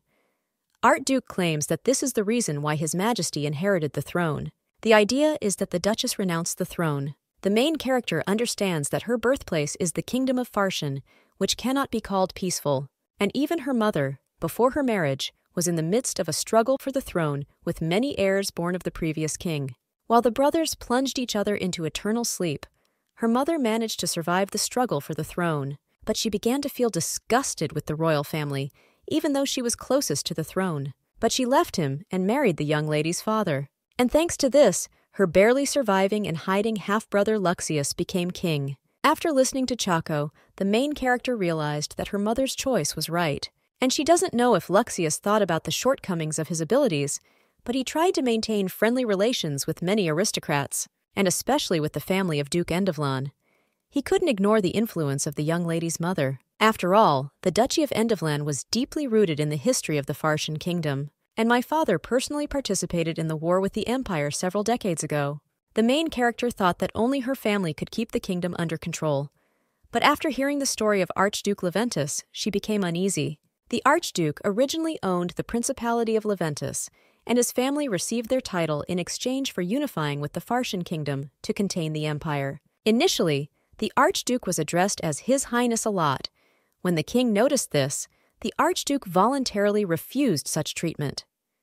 Their main character understands that it was thanks to him that the empire did not swallow up the kingdom, and they are in a stage of confrontation, and the man deserves better treatment. The main character thinks that if they are worried that the queen's pregnancy will change the relationship with Endovlan, what does it mean that the king is more ambitious than it seems at first glance, or is full of self-interest without visible talents? The baby thinks that in any case he will cause problems, but it doesn't matter because she will protect her family. The girl understands that she has already gone through these pleasant events dozens of times. In the 76th world, she was a maid of honor and an artificial player. But one way or another, it's all in the past.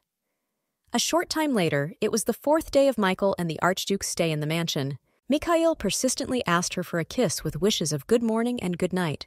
But beyond that, she didn't answer him, but he still came of his own free will, and now the boy came again and said that morning training was coming soon, and then asked if they would play a little before it. The girl thinks that it's true why he likes her so much, after which the girl sighs. A little time later, the maid turns to her and says that no matter how much their youngest mistress resists today, she will have to dress beautifully because she is celebrating her master's birthday for the first time. The baby thinks that they misunderstood because that's not why she's unhappy, and one of the maids says that their mistress will look beautiful today. Another maid offers to look at her because this is her new dress for today. She asks if it is cute, and it is green, so Mr. will like it. The baby then only looks at them in surprise and wonders if she is being treated like a capricious child. She still cannot accept this fact and thinks that of course she loves her brother and is not being capricious, but about what the maid says. It's all because of that boy with the blonde hair. In contrast to her sister's birthday parties, her brother's birthday was relatively quiet. And the main character thinks whether parties also depend on the character of people. Mostly the guy was given books and writing materials. Once again, someone approaches the guy and says that this is a collector's edition on theology sent by the Marquis in honor of his birthday, to which the boy expresses his gratitude. And the main character thinks that regardless of whether he liked the gifts or not, he accepted them as if his opinions did not matter. Suddenly, the guy's mom puts her hand on her husband's shoulder and then invites Damien to go out for a while. The boy then asks if they should go out, but then he still listens to his mother and they go outside. The main character, when she sees her brother's gift, is a little surprised and then smiles and sighs. After all, the little girl thinks that, as expected from her parents, they have prepared a wonderful gift. The boy asks with admiration if they will really give him this, and he sees a pony in front of him. The father replies that, yes, he did say that his ride pillowcases have improved significantly. After which he also tells the boy to take good care of the pony, and the guy says that, of course, he also learned this diligently from the knights. Mikhail and his grandfather are watching this. After which, the boy with blonde hair says that he likes big horses better, and his grandfather, without even looking at him, says that he knows. The main character, hearing all this, cannot understand whether their relationship is good or bad. After that, she learned that the Archduke and Michael would stay in the duchy until the sealing festival, and during this time, she managed to get a little closer to the Archduke. He often visited the baby and asked the younger Duchess if he could hug her. The next day, he came again and asked if he could hug her, so the main character understands that the Archduke looks an awful lot like Michael. But today is the last day. On the morning of the sealing festival, the main character thinks that they will leave when they donate to the temples. But they also called a priest to illuminate the Duke's residence. But suddenly, the main character sees that Mikhail looks a little puzzled and wonders what's wrong with his facial expression. When the priest arrives, he gets out of the carriage and is informed that they have arrived in the Duchy of Endovlan. The man just tisks and says he hates coming there. The Duke thanks Togo for arriving and also thanks for the illumination of the residence. And the man only says that it is their duty, after which he turns around and approaches the box. Asking if their donations are for what, the man answers yes. The main character thinks why he is counting money so openly, and he is a very unpleasant man. A little while later, the priest replies that the lighting is over, and the mansion is so big, so it was a little difficult, so he asks if he can ask for a cup of tea. The Duke replies that, of course, and the main character thinks that since today is a holiday, it seems that the parents are trying to act friendly. But they definitely don't like this priest, and he still ignores the Leventis family. But then the priest still looks at them with a look of complete disgust, and then comes closer. He asks if they have prepared gifts, and the Archduke says that of course, after which the servant opens the box. The man says it's good that they didn't forget to honor God. And the Archduke claims that naturally, as a person living in this territory, he could not forget. The priest then says that it is true, and God is always watching him closely. And the main character understands that she thought her first impression was wrong, but he goes beyond all boundaries. And so he simply says that he is keeping an eye on the Archduke. But the little girl still doesn't understand why they calmly tolerate such an attitude. The priest only extends his hand to Michael's head and says that the temple cannot help but notice the Archduke's conscientiousness, after which he begins to use his power, and the main character wonders if he's crazy. After all, Mikhail has magical power that has not yet formed, and if energy is brought into him in this way, then, because of the overflowing mana, it will be very, very painful for him. When the priest finishes using his power, he says that the boy still cannot accept the power, and someday the day will come. When will God take care of the younger duke? Mikhail's grandfather just puts his hand on his shoulder, and the main character thinks that no matter how strong the influence of the temples in the kingdom is, can a priest really allow such a disrespectful attitude towards the Archduke? And those words about His Majesty's body being covered with ugly hair seem to make sense now. The baby understands that this is not their family's business, but these people have become like relatives to her. And it was the priest who tortured them before her eyes. Now the priest claims that this is good tea, and the main character is wondering whether she should just watch a man earn money in such ways. The priest says that this tea is wonderful, just like the donations to the temple, and he laughs nervously and says that's true. At this time, the baby understands that she cannot do this, and we need to find out what he believes in, and also why he acts this way with this power. Anastasia thinks that he won't leave so easily, and then uses her power, causing the mug to fly out of the man's hands. And then he spills hot tea on himself at the same moment, jumping up from his seat and screaming that it's hot. The young lady's mother immediately screams for the maid to quickly bring cold water, and she agrees. The priest only says that enough is enough, and his work is over, therefore, as a servant of God, he must return. But at this time, the maid is offended with a bucket of water. Then he catches him on the priest. Everyone just silently watches this, and the young lady's mother then closes her baby's eyes, red with anger from such humiliation, after which he leaves and says goodbye to them. Well, the main character thinks that she is not finished yet, and then the priest slips and falls. Gerda, when she asks if he is okay, and the man just says that everything is fine, after which he turns around and says to call them at any time if needed, because God does not turn away from those who believe in him. The main character then thinks, will he really demand money again? But this man is driving her crazy. The baby understands that she did not intend to do this, but still uses her power again and summons the wind. After this, the man's hair immediately flies into the distance, making him turn pale. The main character understands that this Paulet will be the first to fly to God, and the priest falls to his knees and screams. The little girl smiles at this time and thinks that the stingy one pays twice. When the priest finally leaves, they can all hold back their laughter thinking about his bald head. The Duke asks why someone who so sincerely worships the Lord hides this fact, and the Archduke says that he heard that in the past they deliberately shaved the top of the head and left hair only on the sides, which is why the main character can't help but laugh. Well, suddenly a young man with blonde hair turns to her and asks if he can take the baby's hand. The main character, looking at Mikhail, thinks that fortunately everything is fine with him now, but this is the first time she has seen such a worried face on him, after which she takes the guy by the hand. And he, with a smile on his face, asks if she decided to take it first. And after that, Mikhail says that's what the priest did. Others have done the same thing several times, and they say that they cleanse him this way, but he doesn't like it because it upsets and hurts. The main character then thinks in shock what kind of purification this is, because if you introduce the sacred power of a person so randomly, then he will definitely be hurt. And for Mikhail, who has magic, this is tantamount to violence. And the boy then says that today the priest found himself in unpleasant situations, and for some reason it seems to him that it was because the little girl was nearby. The main character then thinks if he felt her magic, and perhaps he has more powers than she thought. But the guy then tells the little girl what he thinks. When he is next to her, everything is fine with him. The main character then understands that most likely the reason why Mikhail continued to be sad and distant is that unfair things were done to him under the pretext of his fate, and all this time she saw herself in him. Now the main character holds his hand and says that everything will be fine. The girl thinks that she will protect Mikhail, and nothing if another person appears whom she needs to protect. The guy, hearing this, just smiles and thanks the baby. A short time later, the Archduke claims that it is already the end of the year, and they are probably very busy before their trip to the capital.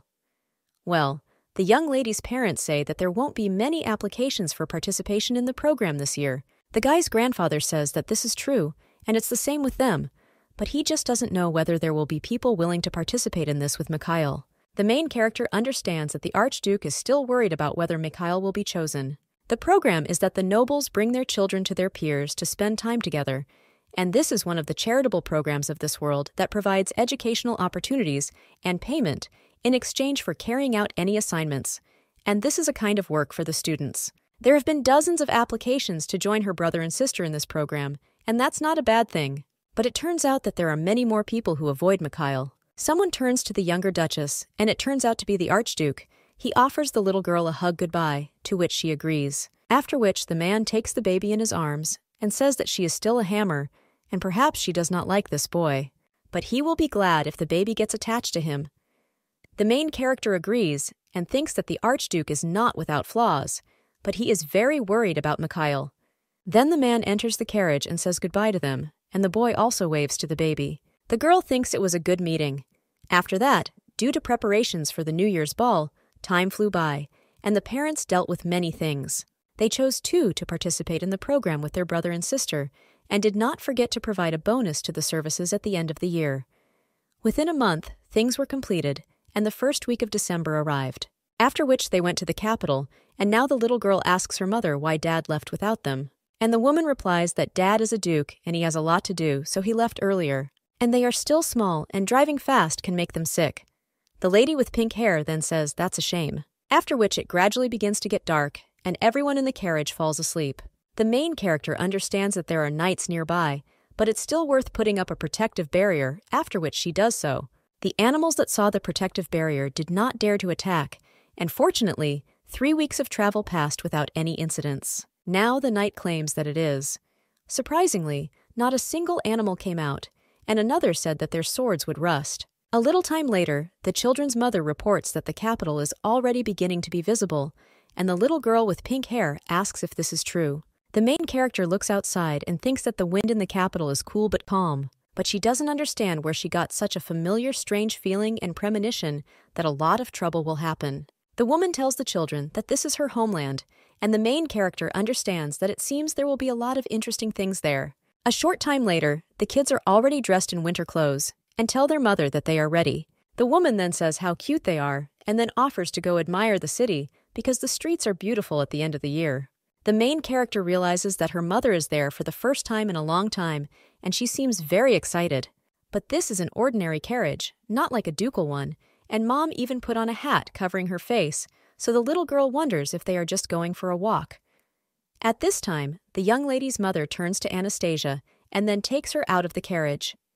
On the shopping street of the capital, there were many large stores incomparable to theirs. The little girl with pink hair told them to look at Asia's favorite tiger cub, and the boy claimed that Anastasia liked the tiger that he gave her better. The baby's mother then suggested going to the store, and the main character wondered if this was an ordinary store. Since she lived in harsh conditions, she thought that every action had its own purpose.